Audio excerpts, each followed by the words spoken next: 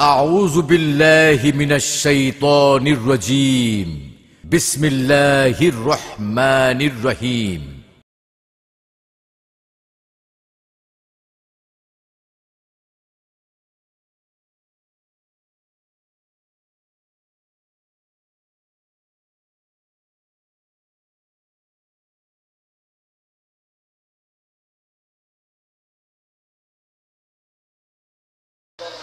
السلام عليكم ورحمة الله وبركاته.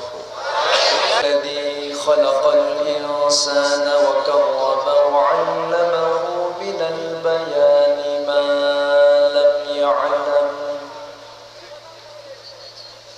فسبحان الذي لا يحصى امتنانه باللسان ولا بالقلم.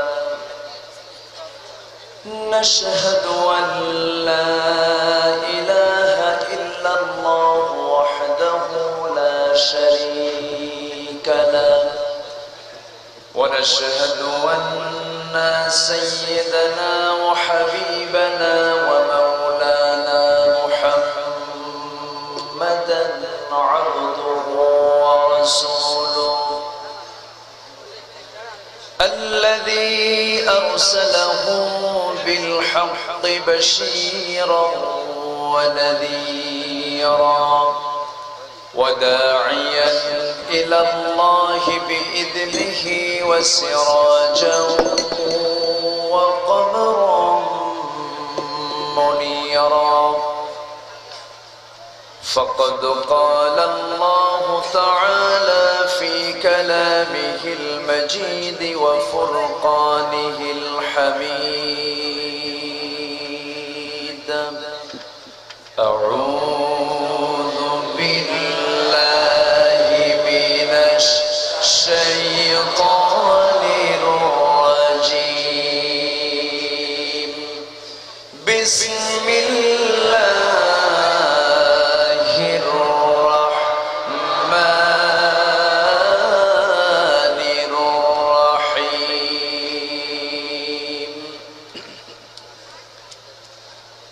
عن المجرمين ما سلككم في سقر.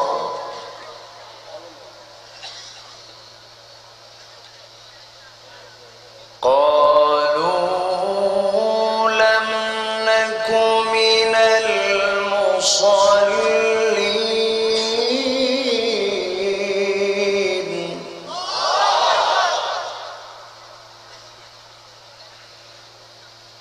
ولم نك نطعم المسكين وكنا نخوض مع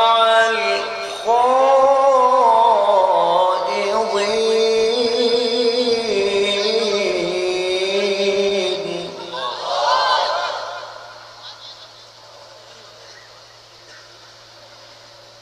وكنا نكذب بيوم الدين حتى أتانا اليقين.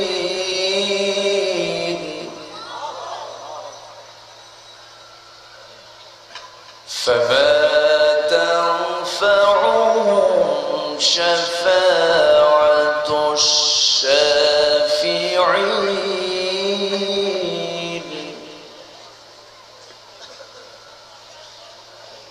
الله أكبر.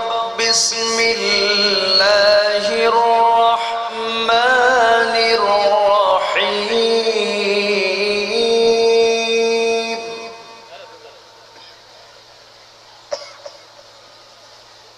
إن الله وملائكته يصلون على النبي. يا أيها الذين آمنوا صلوا عليه وسلموا تسليما اللهم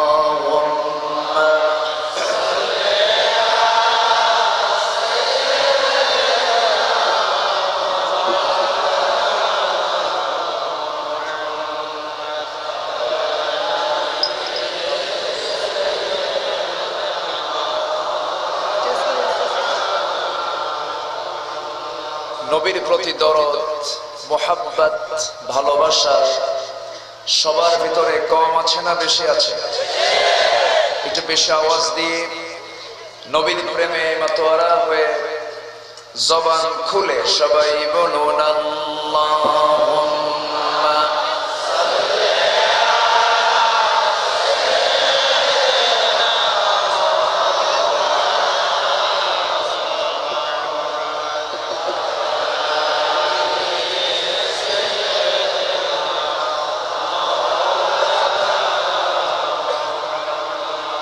হে রাসূল তুমি যে আমার হৃদয় বাগে বুলবুল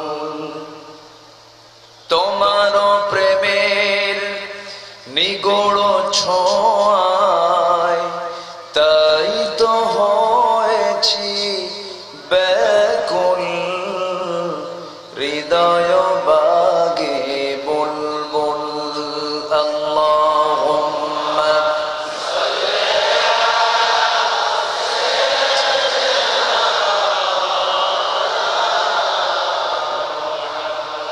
وعلى آله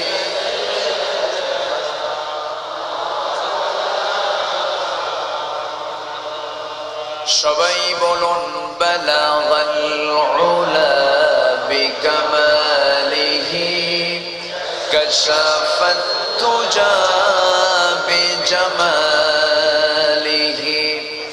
হাসনাত জামিউ খিসালিহি سلوا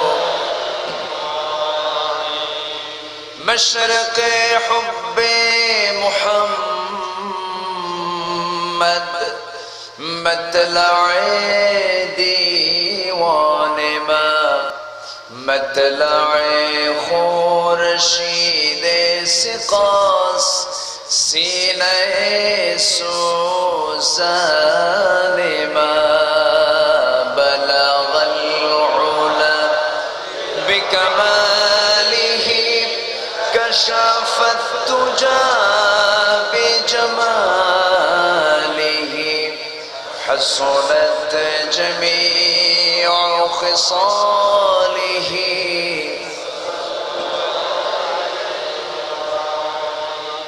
صورت يوسف بداري حکمت لقمان ما قاری قرآن باری یہ ہے دل سادمان ما بلغ العلا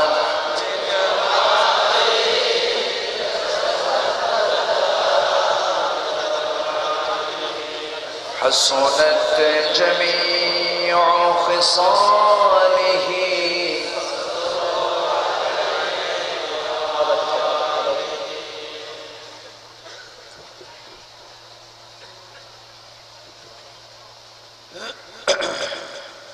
দেশের দক্ষিণাঞ্চল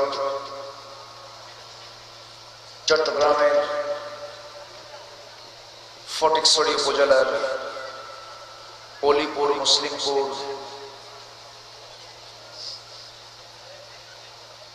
মাহফিল ইন্তেজামিয়া কমিটি কর্তৃক আয়োজিত আজকের এই ঐতিহ্যবাহী তাফসীরুল কোরআন মাহফিল 2017 মহতী আয়োজনের সম্মানিত সুযোগ্য সভাপতি ইসলাম দরদি ব্যক্তিত্ব জনাব আলহাজ মাইনুদ্দিন আমার পূর্বে কথা বলেছেন মারকুন কবর কবরস্থান জায় মসজিদের সম্মানিত খতিব আলহাজ মাওলানা মুফতি শামসুদ্দিন খন্দকার, উপস্থিত হযরত উলামায়ে কেরাম, বিশেষ করে আমার পূর্বে যুগোপযোগী ইসলামের সঙ্গীত দিয়ে মাতিয়েছেন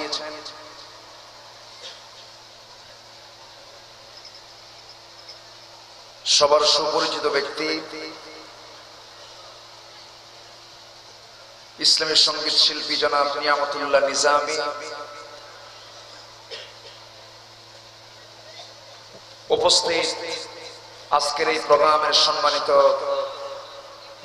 অতিথিবৃন্দ, শিক্ষক মন্ডলী,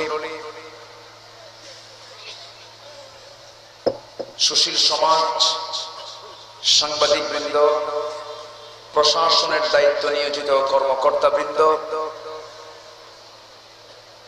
সামনে উপস্থিত দূরে ও কাছের বিভিন্ন স্থান থেকে আগত তাওহীদের পতাকাবাহী, কালেমার ঝান্ডাবাহী, দ্বীন ইসলামের নরসারদুল বীর মুজাহিদ, সম্মানিত প্রাণপ্রিয় দ্বীনী ভাইরা, আড়ালে বসে আছেন এলাকার সম্মানিতা সরলমনা সর্বগুণে গুণান্বিতা মা বোনেরা, আলোচনার সূচনায় আনুষ্ঠানিকতার মধ্য দিয়ে আমার পক্ষ থেকে আবারও হৃদয় নিংড়ানো, প্রাণ উজাড় করানো সালাম, আসসালামু আলাইকুম ওয়া রাহমাতুল্লাহি ওয়া বারাকাতুহু।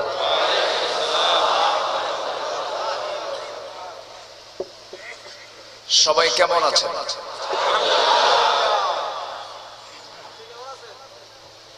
উল্টা প্রশ্ন, তা আপনি ভালো, আমি কি খারাপ থাকবো নাকি?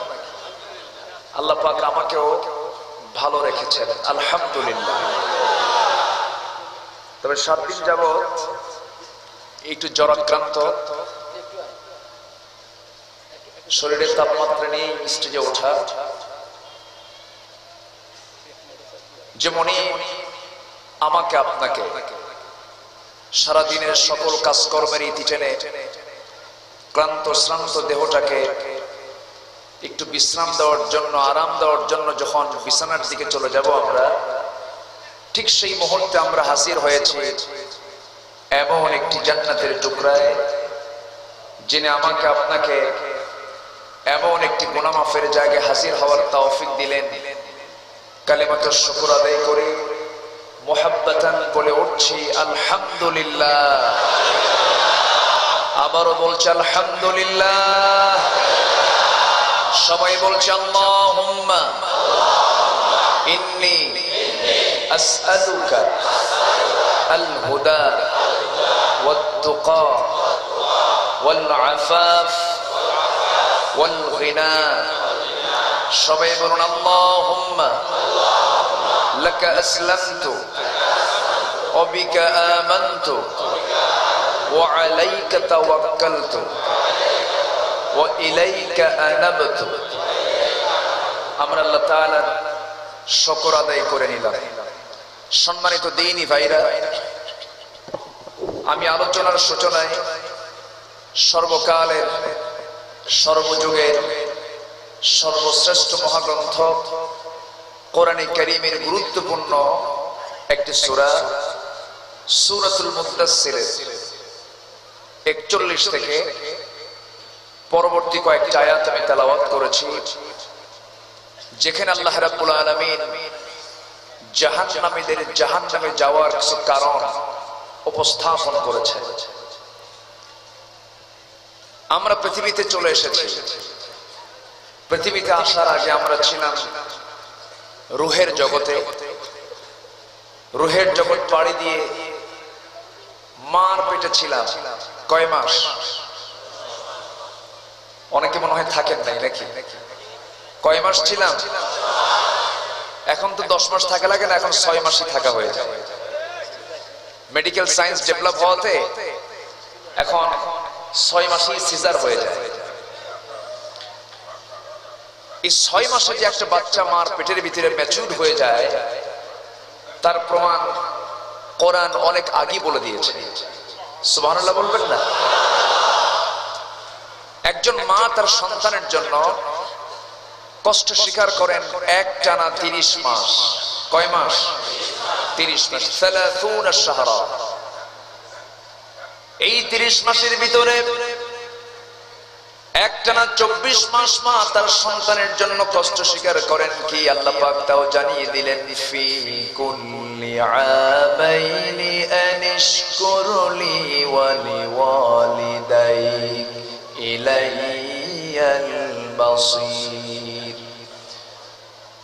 মা তার সন্তানকে একটানা 24 মাস দুধ পান করান। 30 মাসের ভিতরে 24 মাস যদি দুধ পান করাতে চলে যায়, থেকে যায় কয় মাস? তাহলে মেডিকেল সায়েন্স বলে দিল 6 মাস, কোরআনও বলে দিল 6 মাস। এখন বলুন, কোরআন কি শুধু ধর্মীয় কিতাব না মেডিকেল সায়েন্স? Medical science. আপনি যেদিক থেকে এটাকে নেবেন আপনি সব এর মধ্যে পাবেন। এমন কিছু নাই যার মধ্যে নাই, সব বলে দিয়েছেন কে? আল্লাহ পাক। অনেকে বলেন ইসলামে রাজনীতি নাই, এটাও কিন্তু ভুল কথা। আমি তো দেখি কোরআন শরীফের প্রত্যেকটি পাতায় পাতায় রাজনীতির গন্ধ খুঁজে পাওয়া যায়। সবই আছে, ইসলাম তো পরিপূর্ণ, কিন্তু সন্ত্রাস নির্ভর রাজনীতি কোরআন শরীফে নাই।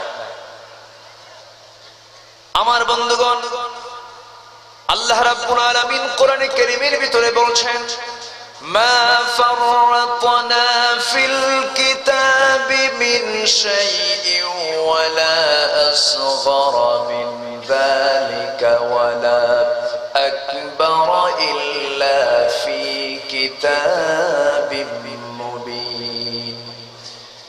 এমন কোন ছোট বিষয় নাই, এমন কোন বড় বিষয় নাই যা আমি এর মধ্যে কোট করে দেই নাই।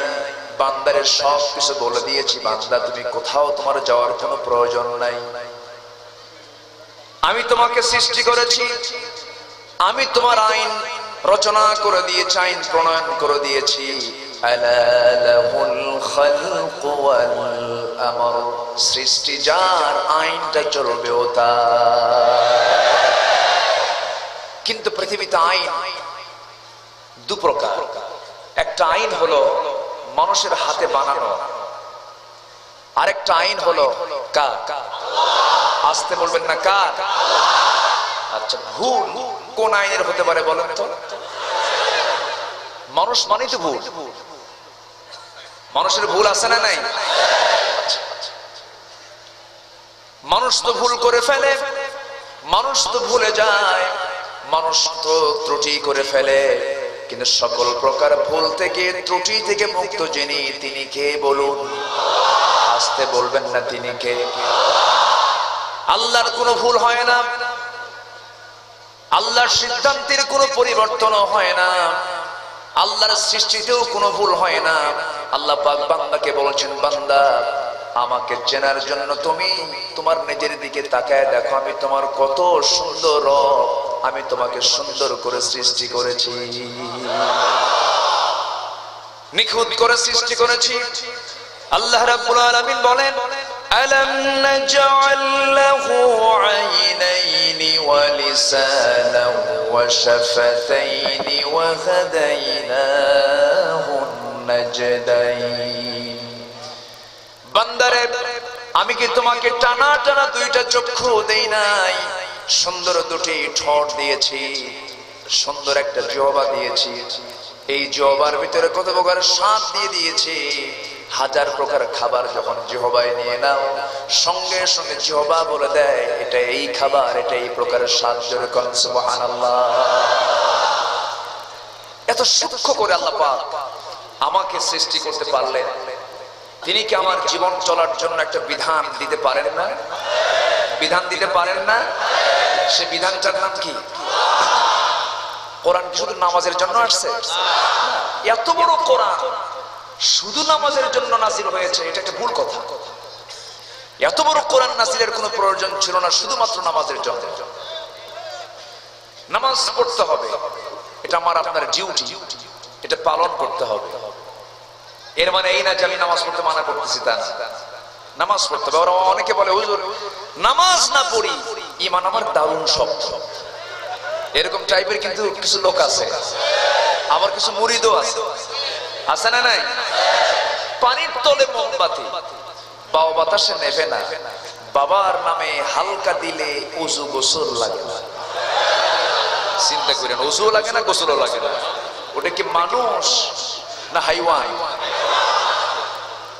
মোল্লা মুন্সি নামাজ পড়ে মারেফত তো বোঝে না, বাবার নামে হালকা দিলে সতর ঢাকন লাগে না। ওযু নাই, গোসল নাই, সতর নাই। যদি এই হয় দরবারের দৃশ্য, ওই সমস্ত দরবারে যাওয়া যাবে? কি গাজা টানে, কো বাবা তোমার নামে টানলে গাজা, দিল হয় আমার খুবই তাজা। যেরকম নাউযুবিল্লাহ। গাজার গন্ধে মশা পর্যন্ত বিরক্ত হয়। মশা খায়, এত গাজা মানুষ খায় না। এই হলো অবস্থা। সম্মানিত ভাইয়েরা, সম্মানিত বন্ধুগণ, আমি যদি আল্লাহর সান্নিধ্য পেতে চাই, জীবনের সকল জায়গায় হুকুম মানতে হবে কার? আসতে বলবেন না কার? এক জায়গায় না সব জায়গায়? নামাজেও আল্লাহ, সমাজেও। নামাজ পড়বো কার নামে? কার নামে? রোজা রাখবো কার নামে? হজ করবো কার নামে? যাকাত দেব কার নামে? সুদ খাবো কার নামে?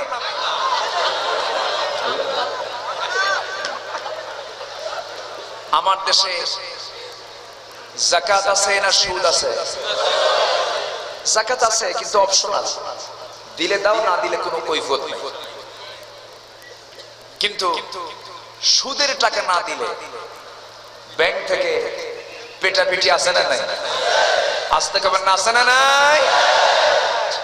অথচ সুদকে আল্লাহ পাক কি করেছেন?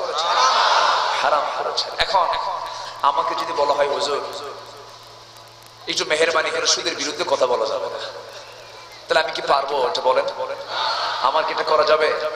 না। আজকে আমি হককে গোপন করে যাব।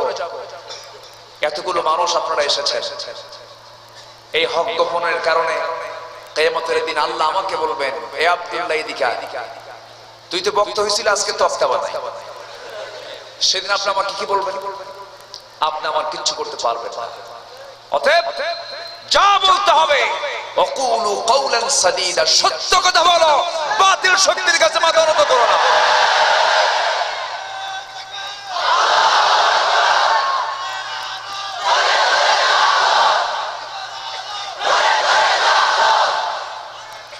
সম্মানিত ভাইয়েরা, সম্মানিত বন্ধুগণ, একটা প্রশ্ন করি, আমার দেশে মানুষ বেশি না চোর বেশি? ভালো করে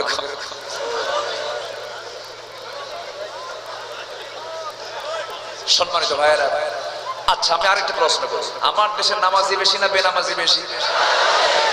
যে নামাজ না পড়ে সে কি মানুষ না চোর? নামাজ চোর না? নামাজ চোরের চেয়ে বড় চোর আছে? আছে, বড় চোর আছে? আমার দেশের চোর বেশি বলবো না, কেন বলবো না? দেখেন, মসজিদে গেলেও আমি আগে না জুতা আগে? বলেন, জুতা আগে রাখতে হয়। জুতা যদি নতুন হয় নামাজ হয় কঠিন।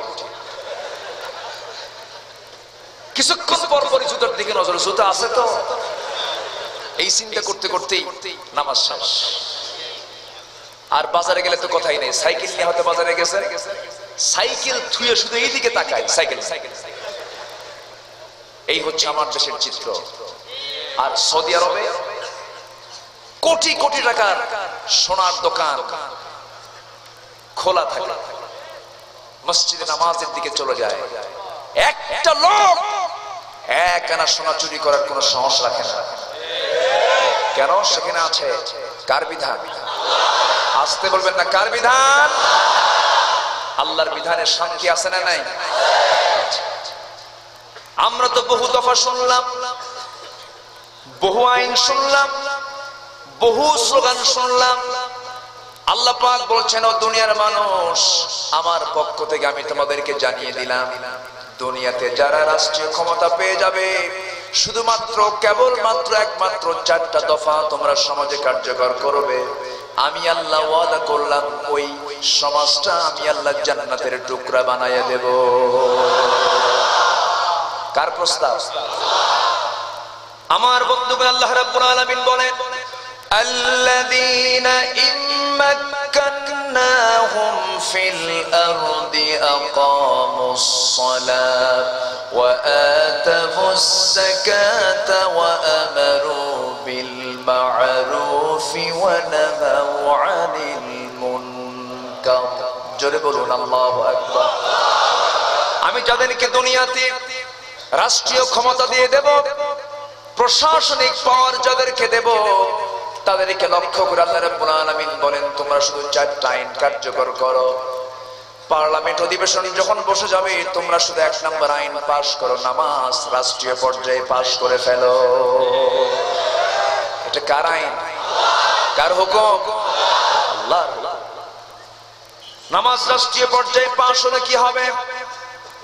প্রধানমন্ত্রী পিছনে মন্ত্রী পরিষদ নামাজ পড়বে, মন্ত্রী পিছনে সচিবরা নামাজ পড়বেন, সচিবদের পিছনে এমপিরা নামাজ পড়বেন, এমপির পিছনে জনগণ নামাজ পড়বেন, চেয়ারম্যানদের পিছনে জনগণ নামাজ পড়বে, মেম্বাররা নামাজ পড়বেন।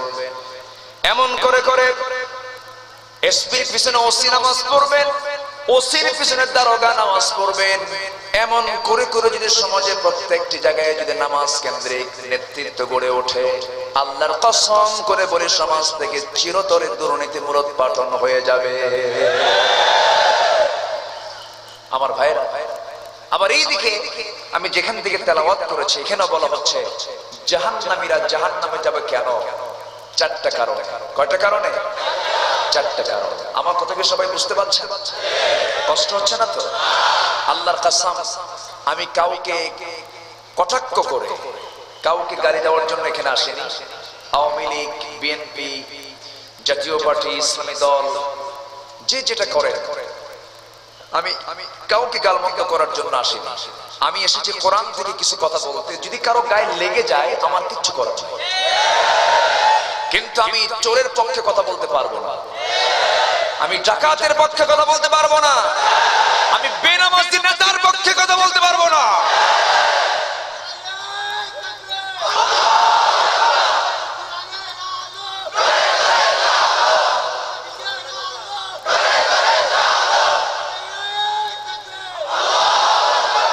সম্মানিত ভাইয়েরা, আমরা নামাজি হব। আমরা কি হব? নামাজি হব।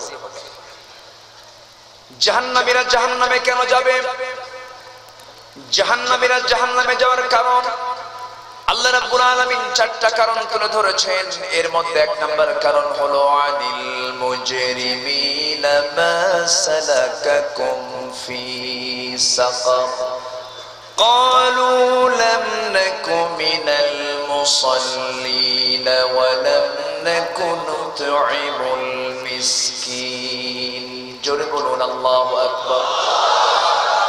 জাহান্নামীদেরকে বলা হবে, ও জাহান্নামীরা, আজকে তোমরা জাহান্নামে কেন, সাকারে তোমরা কেন পতিত হয়েছো? সেই সময় তারা বলবে, হারে দুনিয়ার জিন্দেগিতে আযান শুনেছি, নামাজের আহ্বান শুনেছি, কিন্তু অবহেলা করে নামাজে যাই নাই, বেনামাজি হয়েছিলাম, নামাজ আদায় করি নাই, সেই জন্য আজকে আমরা জাহান্নামে উপনীত হয়েছি। তাহলে নামাজ না পড়লে কোথায় যেতে হবে? এটা কার ফতোয়া? আসতে বলবেন না, কার ফতোয়া? যে দরবারের ভণ্ডরা বলে মনের নামাজ বড় নামাজ, হাত পা বাইন্দা পিটা দরকার। সম্মানিত ভাইয়েরা, আমার দেশে এমন কিছু কিছু দরবার আছে, আবার নিজের বাপকে সম্মান করে না, বাবাকে খুব সম্মান করে। আছে না নাই? বাবা খুশির জন্য দরবারে গরু পাঠায়, যারা গরু পাঠায় তারা আরেক গরু। আশ্চর্য কথা। নিজের বাপকে বৃদ্ধাশ্রমে পাঠায় দেয়। বৃদ্ধাশ্রম এটা মুসলিম কালচার না, ইহুদি খ্রিস্টানদের কালচার। বাপ মা বুড়া হয়ে যাবে, সন্তানকে দেখা ফরজ। সন্তানকে আল্লাহ পাক ফরজ করে দিয়েছেন, ওই বৃদ্ধ পিতামাতাকে তোর দেখতে হবে সবার আগে। ইম্মা ইয়াবলুগান্না ইনদাকাল কিবারা আহাদুহুমা আও কিলাহুমা ফালা তাকুল লাহুমা উফ ওয়ালা তানহারহুমা ওয়া কুল লাহুমা কওলান কারীমা। কার কথা? আল্লাহর কথা। সম্মানিত ভাইরা, ইসলাম মানলি তো শান্তি, কিন্তু ইসলাম তো মানতে চাই না আমরা। ইসলাম মানবো কখন? আমাদের মধ্যে কিছু ঘাপটি মারা নাস্তিকও আছে। ওরা বলে আল্লাহ কই। এরকম লালনকারী কিছু নাস্তিক শয়তান আছে না নাই? আমার দেশে আছে না নাই? ওরা কোনো দলের হতে পারে না, ওরা মুসলমানদের বন্ধু হতে পারে না। মাঝে মাঝে আল্লাহকে নিয়ে বাজে কথা বলে, রাসূলকে নিয়ে বাজে কথা বলে। রাসূলকে পৃথিবীতে যত পয়গম্বর এসেছেন সমস্ত পয়গম্বর হচ্ছেন সভ্যতার অগ্রনায়ক। ইদ্রিস আলাইহিস সালাম ছিলেন টেক্সটাইল ইঞ্জিনিয়ার। দাউদ আলাইহিস সালাম ছিলেন একজন আধুনিক অস্ত্র নির্মাতা। আলহামদুলিল্লাহ বলবেন না? আদম আলাইহিস সালাম ছিলেন কৃষিকাজের উপকার। এরকম করে প্রত্যেকটা নবীরা পৃথিবীতে সভ্যতা এনেছেন। সুলাইমান আলাইহিস সালাম, দাউদ আলাইহিস সালামের ছেলে সুলাইমান আলাইহিস সালাম ছিলেন এমন একজন সম্রাট, গোটা পৃথিবী ঘোরার জন্য তার সময় লাগতো না। আজ থেকে ৪,৫০০ বছর আগে তিনি সিংহাসনে চড়তেন, বাতাসকে অর্ডার করতেন, সঙ্গে সঙ্গে তার সিংহাসন গোটা দুনিয়া ঘুরে আসতেন। সুবহানাল্লাহ বলবেন না? এমন বিমানে চড়েছেন যে বিমানে কোনো জ্বালানিও লাগে না। সেই সুলাইমান আলাইহিস সালামকে নিয়ে মাঝখানে একজন বই লিখলো, শিক্ষক নামের কলঙ্ক, নরপশু বলেছে ভূতের বাচ্চা সুলাইমান। এই সমস্ত বেয়াদবদের মাথা পায়ের তলে ধুয়ে সিম্পা টেনে ছেড়ে দরকার।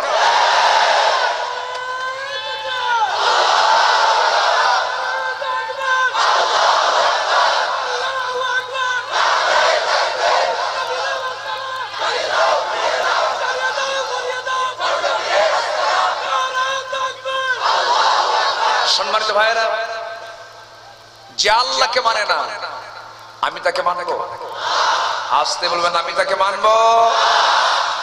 যে আল্লাহকে গালি দেয় আমি তাকে ভালোবাসতে পারি? খ্রিস্টানরা আল্লাহকে বিশ্বাস করেছে, কিন্তু বিশ্বাসের মধ্যে তাদের কিছু ফাটলতা আছে না নাই? কোরআন বলতেছে, কোরআন বলে দিচ্ছে, আমার কথা নয়। একটু কান লাগাবেন, মনোযোগ দিয়ে শুনবেন। হক কথা একটু তিতা লাগতেও পারে, কিন্তু যার কাছে তিতা মনে হবে, যার কাছে তিতা মনে হবে এটা তার ভুল। হক পেয়েছি, গ্রহণ করে নেব, এটা হচ্ছে একজন মুমিন বান্দার পরিচয়। খ্রিস্টানরা কি বলে? কি এটা? খ্রিস্টানরা কি বলে? খ্রিস্টানরা আল্লাহ সম্পর্কে বলে وقالت اليهود عزير ابن الله وقالت النصارى المسيح ابن الله ذلك قولهم بأفواههم يضاهئون قول الذين كفروا من قبل। ইহুদিরা বলে উযায়ের হলো আল্লাহর ছেলে। আল্লাহর ছেলে আছে, তাহলে তাদের সঙ্গে আমাদের আন্তরিকতা থাকতে পারে। নাসারা বলে, খ্রিস্টানরা বলে وقالت النصارى المسيح ابن الله। নাসারা বলে ঈসা হলো আল্লাহর ছেলে, মারিয়াম হলো আল্লাহর বউ। এক মুসলমান খুব চালাক, খ্রিস্টানের সঙ্গে লাগছে বাহাস। খ্রিস্টানকে বলতেছে, আচ্ছা তোমাদের আল্লাহর বউ কয়টা? একটা। ছেলে কয়টা? একটা। তোর আল্লাহ তো আমার সাথে পারে না কেন? আমার 3 বউ 11 বেটা। আমার কথা কি বুঝতেছেন? আচ্ছা, কি সুন্দর শব্দের জবাব দিয়েছে। এবার আমরা যদি আল্লাহর পরিচয় জানতে চাই, আল্লাহর পরিচয়টা হলো, যারা পারেন সঙ্গে পড়ুন, কুল হুয়াল্লাহু আহাদ আল্লাহুস সামাদ লাম ইয়ালিদ ওয়া লাম ইউলাদ ওয়া লাম ইয়াকুল লাহু কুফুয়ান আহাদ। আল্লাহ হলেন এক, আল্লাহ হলেন স্বনির্ভর। আল্লাহ কাউকে জন্ম দেন নাই, কারো থেকে জন্ম হয়ে আসেন নাই, তার সমকক্ষ পৃথিবীর আর কেউ হতে পারে? আসতে বলবেন না, হতে পারে। আল্লাহ নিয়ে কিছু জল্পনা কল্পনা, নাস্তিক চেতনার কিছু লোক সব যুগেই থাকে, সব যুগেই ছিল। আমার নবীর ইন্তেকালের বেশ কিছু পরে ইমামে আজম আবু হানিফা রাহমাতুল্লাহ আলাইহির সময় কিছু নাস্তিকরা এক জায়গায় হয়ে বলল, আলেমদেরকে ডাক দিয়ে, ও আলেমরা, আমরা তোমাদের আল্লাহ নিয়ে আমরা কয়েকটা প্রশ্ন করতে চাই, যদি উত্তর দিতে পারো আমরা ইসলাম কবুল করব। তো আলেমদের একটা সম্মেলন ডাকা হলো, নাস্তিকরা এক জায়গায় হয়ে আল্লাহ সম্পর্কে তারা 5টা প্রশ্ন রেডি করলো। 1 নম্বর প্রশ্ন হলো, আল্লাহ এখন কি কাজটা করতেছে? নাম্বার 5, মুসলমানদের পয়গম্বর মুহাম্মদ সাল্লাল্লাহু আলাইহি ওয়াসাল্লাম আসমানে কোন দরজাতে মেরাজ করেছেন? প্রশ্নের সাইজ দেখছেন? এই জাতীয় প্রশ্নগুলো যখন করা হলো, সমস্ত আলেম ওলামা এই 5টি অদ্ভুত প্রশ্ন দেখে তারা আশ্চর্য হয়ে গেলেন। এই সমস্ত প্রশ্নের জবাবগুলো আমরা কোথাও পাবো? কোথাও তো পাবো না। আমরা সবাই চোখ মেরে যখন বসে আছে, এই প্রশ্নগুলো কি কানে পড়েছে? সেই সময়, যদিও তিনি সেই সময় ছোট মানুষ ছিলেন, মাত্র 13 বছর বয়স, একজন সাহাবীর ছেলে আবু হানিফা রাহমাতুল্লাহর কানে চলে আসছে সংবাদটা। এই 5টি প্রশ্ন যখন তার কানে চলে এসেছে, বয়স মাত্র 13 বছর, কিন্তু 13 বছর হলে কি হবে? ইতিমধ্যে তিনি 1 লক্ষ হাদিস মুখস্থ করে ফেলেছেন। উনি মনে মনে চিন্তা করলেন, এই 5টা প্রশ্নের জবাব দেওয়ার জন্য তো হিকমত দরকার, শুধু জ্ঞান থাকলে হবে না, হিকমতেরও দরকার আছে না নাই? বিশেষ হিকমতে উত্তরগুলো দিতে হবে। মনে মনে চিন্তা করলেন, আমাকে যদি সুযোগ দেওয়া হয়, এই 5টি প্রশ্নের জবাব আমি আবু হানিফা একটা একটা করে দিয়ে দেব। সম্মেলন কক্ষে হাজির হয়ে গেলেন, জবাব দেওয়ার জন্য রেডি হয়ে গেলেন। প্রশ্নকারীর সামনে চেয়ারে বসে আছে আবু হানিফা রাহমাতুল্লাহ আলাইহি, নিচে দাঁড়ানো। প্রশ্নকারী যখন চেয়ারে বসে যখন প্রশ্ন শুরু করে দেবে, এমন সময় আবু হানিফা রাহমাতুল্লাহ আলাইহি বলছেন, আপনি আমাকে প্রশ্ন করবেন, আমি আপনার প্রশ্নের জবাব দিয়ে দেব। যে প্রশ্ন করে সে তো শিক্ষক নয়, সে তো হলো ছাত্র, আর যে উত্তর দেয় সে তো হলো শিক্ষকের কাতারে। আমি উত্তর দানকারী, আমি জবাব দানকারী, আমি দাঁড়ায়া থাকবো, আর আপনি প্রশ্ন করে আপনি চেয়ারে বসে থাকবেন। এটা তো আদবের খেলাফ হয়ে যায়। এই কথা বলার ভিতরে যুক্তি আছে না নাই? আস্তে করে প্রশ্নকারী খ্রিস্টান চেয়ার থেকে নেমে গিয়া বলতেছে, ঠিক আছে আবু হানিফা, তুমি তোমার চেয়ারে বসে যাও। চেয়ারে বসে তিনি প্রশ্ন করলেন, কি প্রশ্ন বলো? আল্লাহ এখন কোন কাজটা করতেছে? আল্লাহ এখন তোর মতো বেকুবরে কান ধরে চেয়ার থেকে নামায় আমার এখানে বসায় দিতেছে। একটু আস্তে করেন সুবহানাল্লাহ, আরো জোরে করেন সুবহানাল্লাহ। যেমন প্রশ্ন তেমন জবাব। আমার কথা কি বুঝতে কষ্ট হচ্ছে আপনাদের? খুব সুন্দর মানুষ আপনারা, ফটিক ছড়ি না? এত সুন্দর জনপদ, কিন্তু আপনারা যখন কথা বলেন কথা তো কিছুই বুঝি না। আমার কথা বোঝেন, কিন্তু আমি তো আপনার কথা বুঝি না। আপনাদের কথাটা একটু জটিল। এটা হচ্ছে আপনাদের একটা অহংকার। বলি আলহামদুলিল্লাহ। আমার ভাষা বুঝেন, আমি আপনার ভাষা বুঝি না, তাহলে এটা আপনার জন্য প্লাস না? ভালো তো। আপনারা যা বলবেন আমরা বোবার মতো চেয়ে থাকছি। খুব সুন্দর। কি ওনারা কতক্ষণ থাকিবেন? আচ্ছা, আমি একটু চেষ্টা করতেছি মানে ভাষা শেখার জন্য। সেদিন এক মাহফিলে, এটা মেবি পেকুয়া হবে, কক্সবাজার। তো 2 ঘন্টা কথা বলার পর আমি বললাম, ভাই আমি শেষ করে দেই। একজন সামনে থেকে দাঁড়ায় বলে, হুজুর আর ফজলতি থাকতো। এত জটিল ভাষা আমাদের কাছে মনে হয় এটা, কিন্তু আপনার তো মায়ের ভাষা, আপনার প্রাণের ভাষা। আলহামদুলিল্লাহ। ভাষাগুলো কে দিয়েছেন? ভাষাগুলো কে দিয়েছেন? আল্লাহ দিয়েছেন। আবার সিলেটে যাবেন, সিলেটের বাংলা কিন্তু আবার আরেক রকম। ওরা যখন গল্প করে বোঝা কঠিন। আমার তো মনে হয় মালাকুল মউত বুঝবে না, এত জটিল। এই যে ভাষা কে দিয়েছেন? আল্লাহ দিয়েছেন। কিন্তু সকল ভাষার ভিতরে সবচেয়ে সুন্দর ভাষা কিসের ভাষা? কিসের ভাষা বলেন? কোরআন শিখবো আমরা, জোরে বলি ইনশাআল্লাহ। কোরআন তো সব জায়গায় লাগবে, নামাজে লাগবে, সমাজে লাগবে, অফিসে লাগবে, ব্যবসায় লাগবে, চাকরিতে লাগবে, সংসদে লাগবে, ঠিক কিনা? সব জায়গায় দরকার আছে না নাই?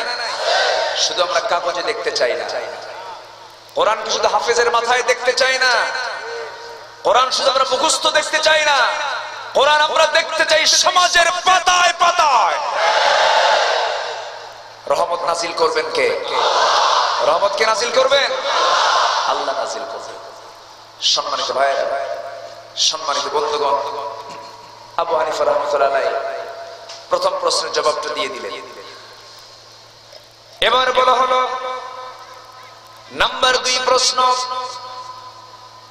আল্লাহর আগে কে ছিল? তিনি বললেন, এই প্রশ্নের জবাব দেবার পূর্বে আমার একটা প্রশ্ন হলো, অঙ্ক কে ভালো জানে?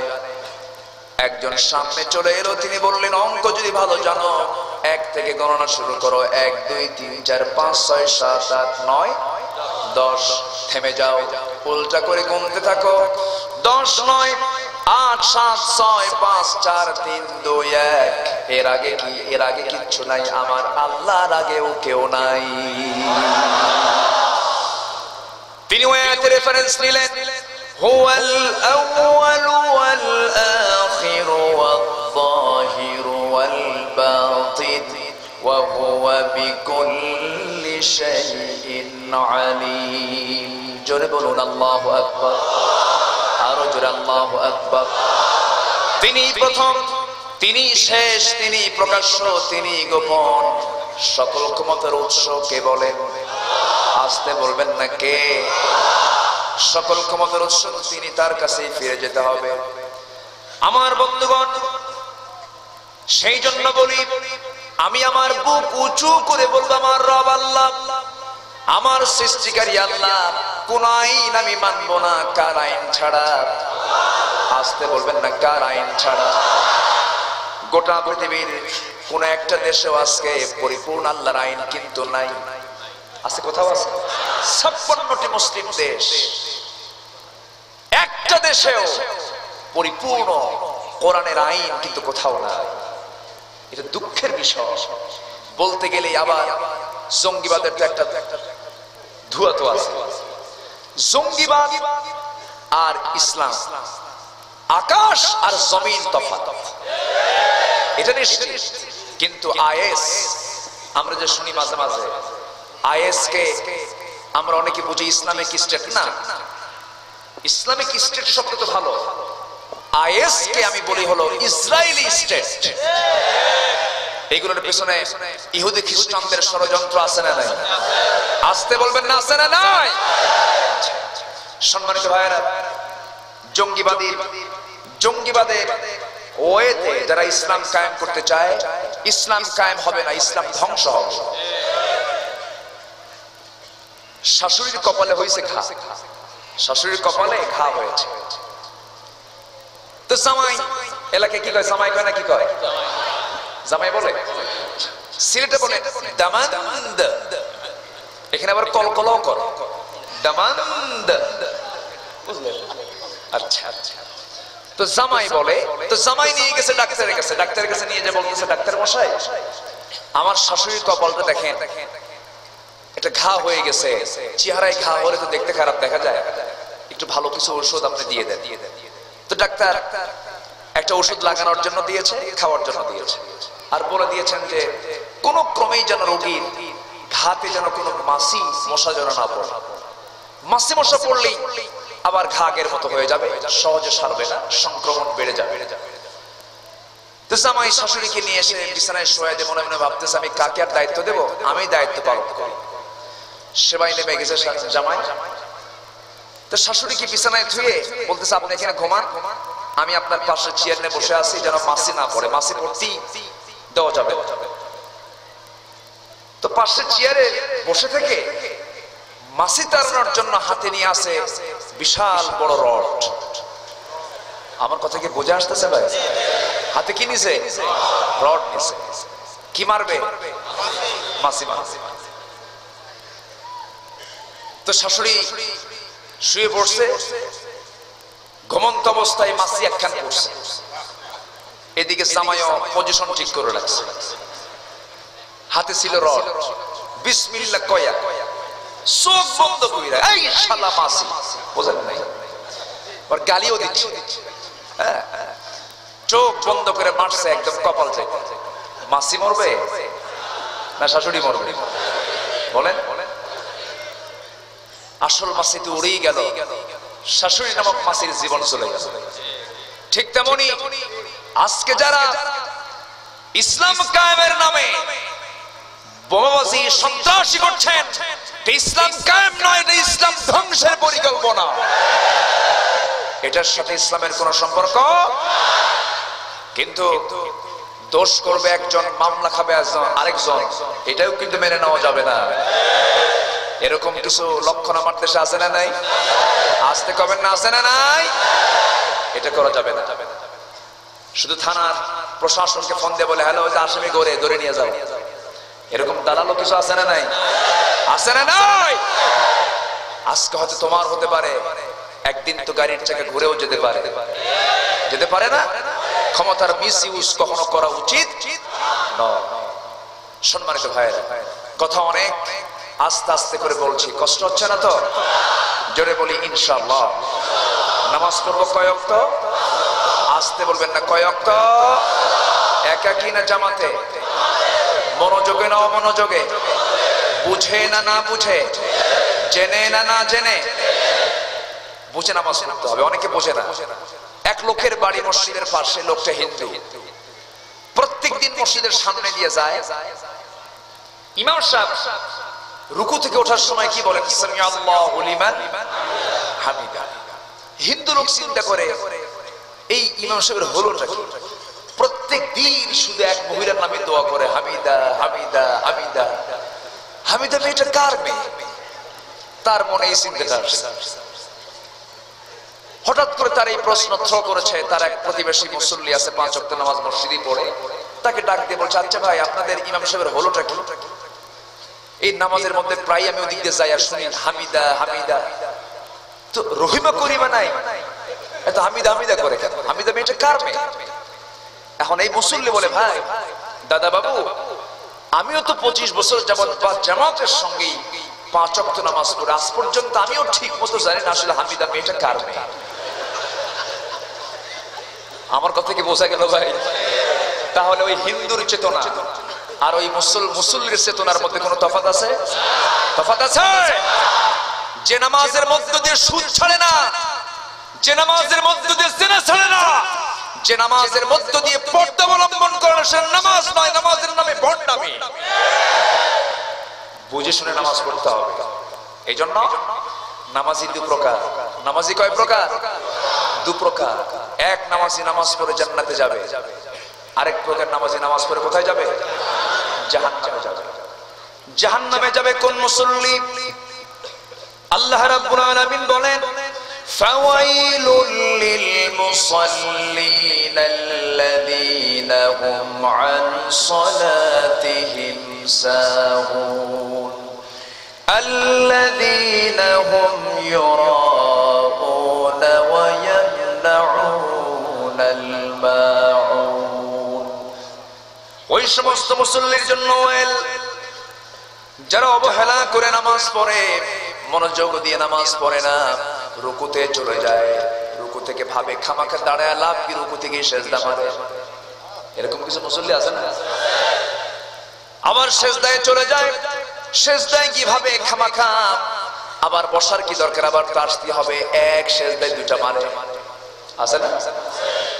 এরকম মুসল্লির জন্য ধ্বংস কামনা করেছেন কে? আল্লাহ কামনা করেছেন। জোহরটাকে আসরের সঙ্গে লাগায়, আসরকে মাগরিবের সঙ্গে লাগায় দেয়। মনোযোগ দিয়ে যারা নামাজ পড়ে না তাদের ধ্বংস কামনা করেছেন। আর একটা ধ্বংস কামনা করেছেন, সেটা হলো ওই সমস্ত মুসল্লি যারা লোক দেখানো নামাজ পড়ে। নির্বাচন যখন চলে আসে সব আলহাজ হয়ে যায়, হয় না? কিছু আছে না এরকম? আছে। সারা বছর নামাজ নাই, নির্বাচন চলে আসছে, আলহাস কুতকুতানি সুলখানি খাওয়া যায়, এরপর একখান সুন্দর যায় নামাজ লাগায় নিয়া চলে গেল জনগণের কাছে ভোট চাইতে। ভাই একটু নামাজের সময় হয়ে গেছে, জায়গাটা দিয়ে দেন, এক আসরের নামাজ 8 বার পড়ো, এরকম রেকর্ডও আছে। আমার বন্ধুগণ, লোক দেখানো কোনো কিছু করা যাবে না, সব কিছু করতে হবে আমার আল্লাহকে খুশি করার জন্য। কারণ কুল ইন্না সলাতি ওয়া নুসুকি ওয়া মাহইয়ায়া ওয়া মামাতি লিল্লাহি রাব্বিল আলামিন। আমার সালাত, আমার কুরবানি, আমার জীবন, আমার মরণ সব হবে কার জন্য? আসতে বলবেন না, কার জন্য? আমি পাগল হব কার?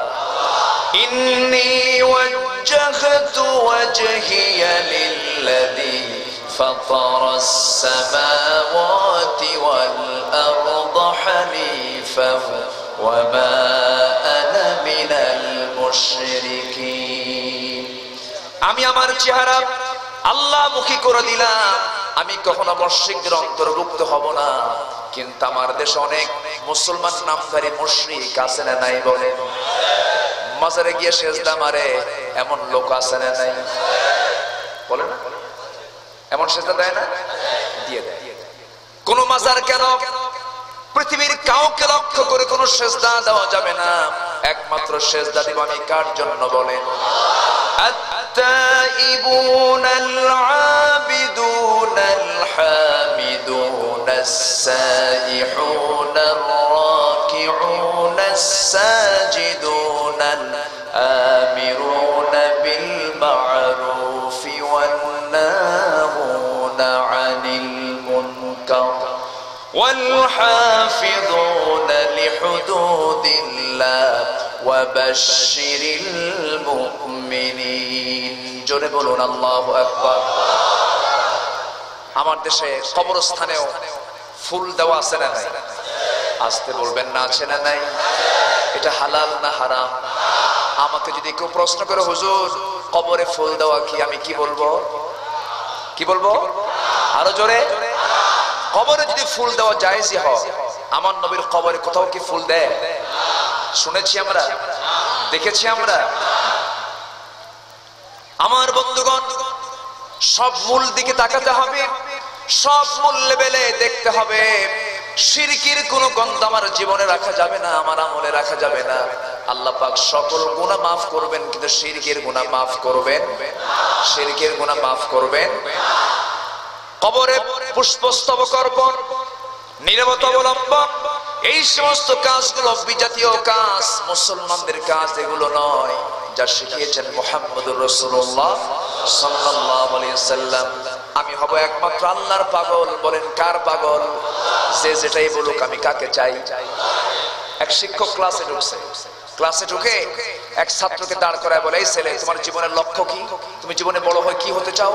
তোমার লক্ষ্য উদ্দেশ্য কি? স্যার আমার জীবনের লক্ষ্য একটাই, কি? বিয়ে করা। শিক্ষক খেপে গিয়ে বলে, এই ছেলে আমি কি তোমাকে এই জাতীয় প্রশ্ন করছি নাকি? আমি তোমাকে প্রশ্ন করতেছি তুমি জীবনে বড় হয়ে কি হতে চাও? স্যার আমি জীবনে বড় হয়ে আমার একটাই হওয়ার শখ, কি? একটা লোকের জামাই, জামাই হতে চাই। শিক্ষক খেপে গিয়ে বলতেছে, আমি তোমাকে বারবার প্রশ্ন করি এক ইঙ্গিতে, আর তুমি উত্তর দাও আরেক ইঙ্গিতে, তুমি কি কিছুই বোঝো না আমার কথা? আমি বলতেছি তোমাকে, তুমি জীবনে বড় হয়ে তোমার আব্বা আম্মাকে তুমি কি উপহার দিতে চাও? স্যার নাতি নাতনি। তাহলে এখন বিষয়টা হলো, ওর ভিতরে ভূত ঢুকছে, হলো বিয়ের ভূত। কিসের ভূত? বিয়ের চিন্তা ঢুকছে ওর মধ্যে। তো আমাকে সেটাই বলো, তুমি এই দল করো, এই দল করো, এটা লাভ, এটা লাভ। আমি কোন লাভ খুঁজবো না, আমি লাভ খুঁজবো কার? আমি কার পাগল? আল্লাহর পাগল। নামাজ পড়বো কয় ওয়াক্ত? আসতে বলবেন না, কয় ওয়াক্ত? জাহান্নামে যাওয়ার কারণ এক নাম্বার হলো নামাজ না পড়া। আজান শুনেছি, যখন কোন বান্দা আজান শোনার সঙ্গে সঙ্গে দুইটা হাত দৌত করে নেয়, হাতের সগরা গুনাহগুলো মাফ হয়ে যায়। মুখমণ্ডল যখন ধৌত করে, মুখের সগরা গুনাহগুলো মাফ হয়ে যায়। মাথা যখন মাসি করে, মাথার সগরা গুনাহগুলো মাফ হয়ে যায়। দুই পা যখন দৌত করে দুই পায়ের সগীরা গুনাহগুলো মাফ হয়ে যায়। বান্দা যখন কদম ফেলতে ফেলতে মসজিদের দিকে রওনা দিয়ে দেয়, প্রত্যেকটা কদমে 10টা করে নেকি তার আমলনামায় লেখা শুরু হয়ে যায়। বান্দা যখন নামাজে দাঁড়ায়, আল্লাহ বান্দার সামনে দাঁড়িয়ে যান। বান্দা যখন সূরা ফাতিহা বলে, প্রত্যেকটা আয়াতের শেষে আল্লাহ পাক একটা করে জবাব দিয়ে দেয়। বান্দা যখন সূরাগুলো শেষ করে রুকুতে যখন চলে যায়, আল্লাহ তখন বলেন, বান্দারে আমার কাছে কি চাবি, প্রাণ খুলে চেয়ে নে। বান্দা যখন সিজদায় পড়ে যখন চোখের পানি ফেলে ফেলে কাঁদে, আল্লাহ তখন বলেন ফেরেশতাদেরকে ডাক দেন, ও ফেরেশতারা দেখ এই বান্দাগুলো তার সম্মানজনক মস্তকটা আমার সামনে সঁপিয়ে দিল। এই সমস্ত বান্দার তামাম জিন্দেগীর গুনাহগুলো মাফ করে এই সমস্ত বান্দার আমি আল্লাহ জান্নাতের বাজেট পাস করে দিলাম। সবাই কি নামাজ পড়তে রাজি আছেন? কয় ওয়াক্ত নামাজ? 5 ওয়াক্ত নামাজ ছেড়ে দেওয়া যাবে না।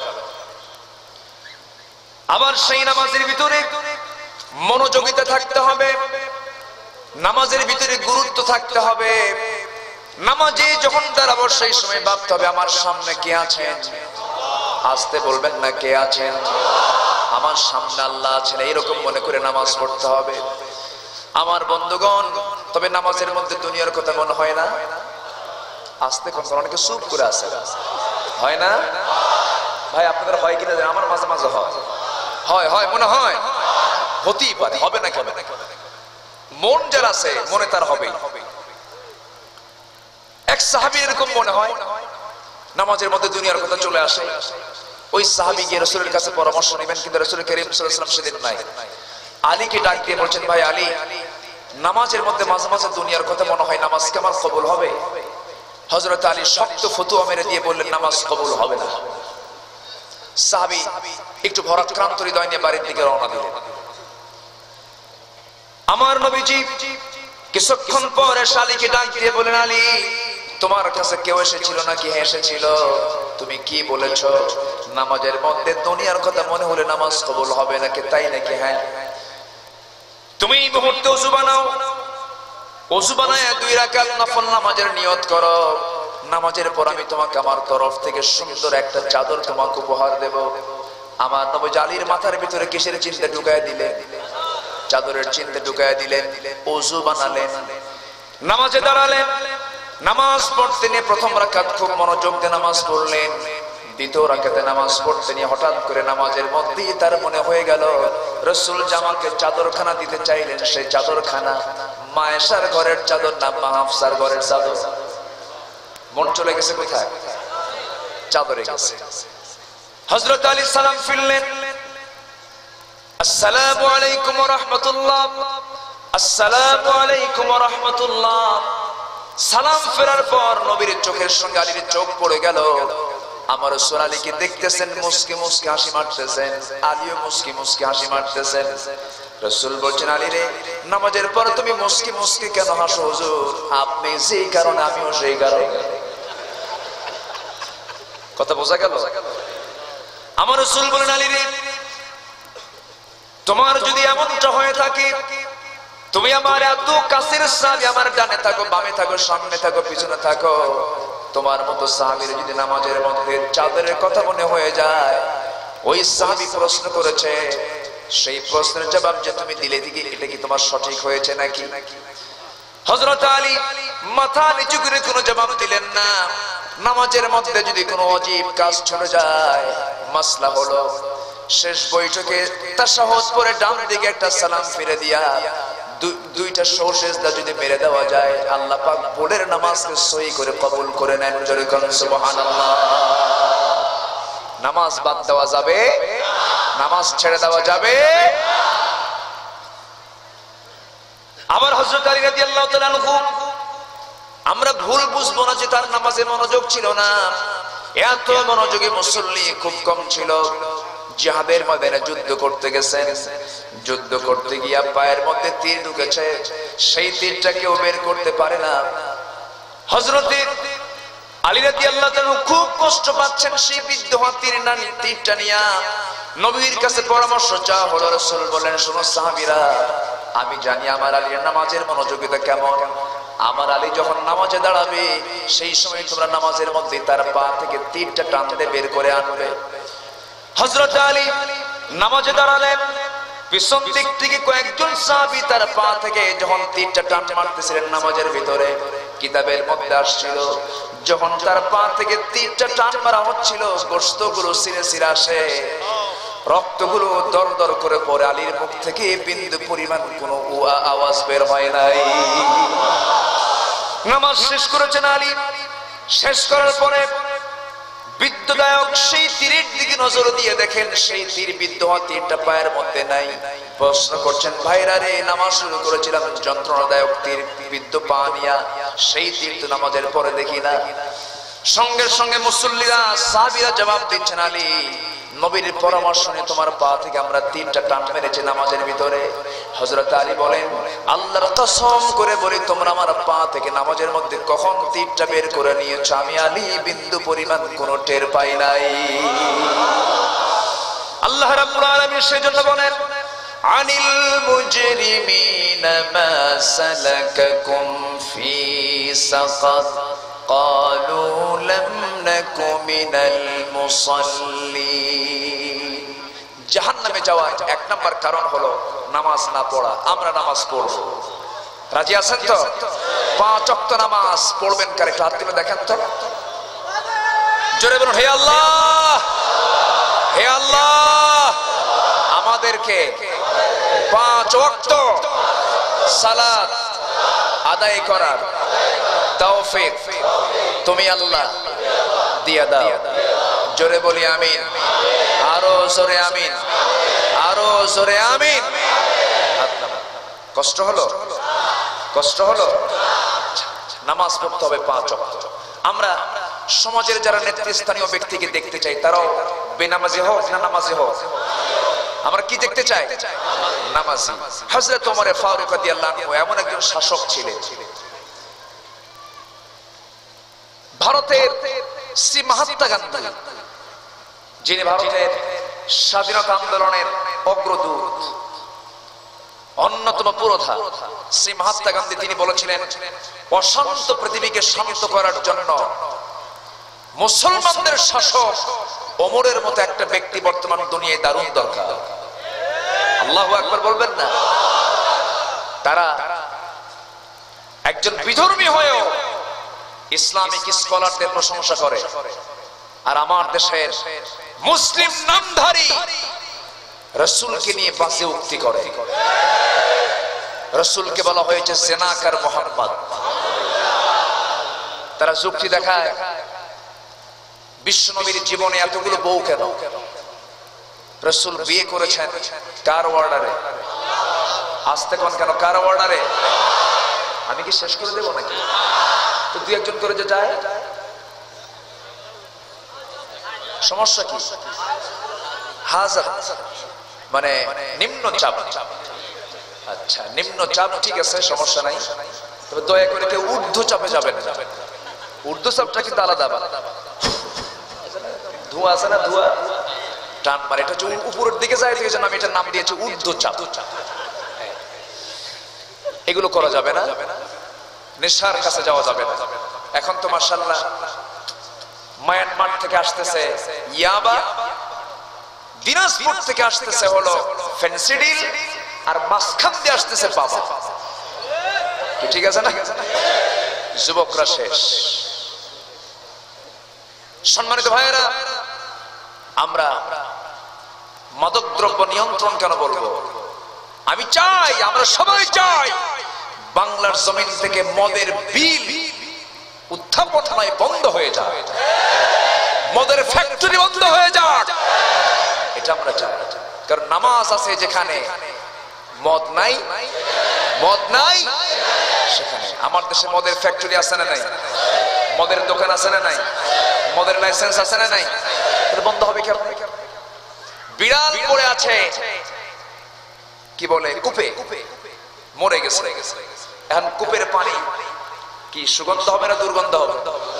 দুর্গন্ধ। এই দুর্গন্ধ দূর করার জন্য পানি তুলতে হবে। আগে পানি না আগে বিড়াল? আগে কি বিড়াল তুলতে হবে। মরা বিড়াল না তুলে তো পানি তুলে লাভ নাই। ঠিক তেমনি মদের ফ্যাক্টরি না বন্ধ হওয়া পর্যন্ত মদের বয়ান করে লাভ নাই।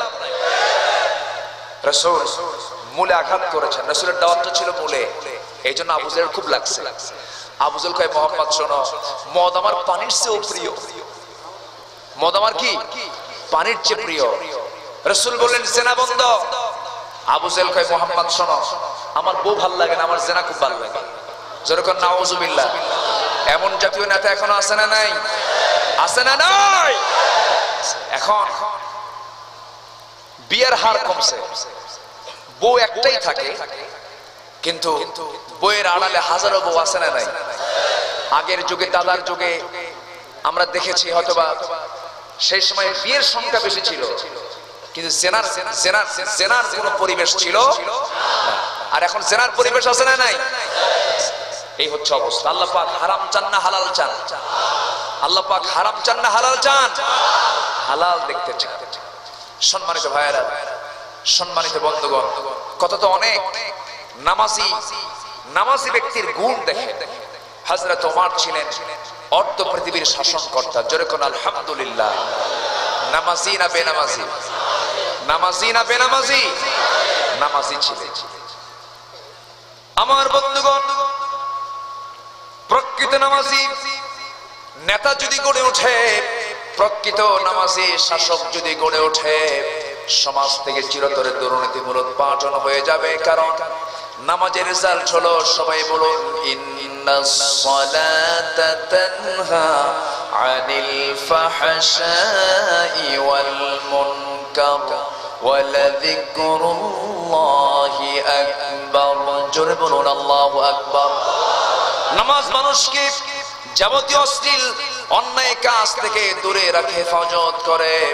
আমার বন্ধুগণ, হযরত ওমর ফারুক এমন একজন শাসক ছিলেন, জনগণের সঙ্গে তার জবাবদিহিতা ছিল। একদিন তিনি জুমার খুতবা দিচ্ছেন। জুমার খুতবা দেওয়ার জন্য তিনি খুতবা হাতের মধ্যে নিয়েছেন। এমন সময় একজন মুসল্লির সামনে দাঁড় হয়ে বলতেছে, ওমর, খুতবা এখন বন্ধ করো, তোমাকে কিছু প্রশ্ন করব। কি প্রশ্ন?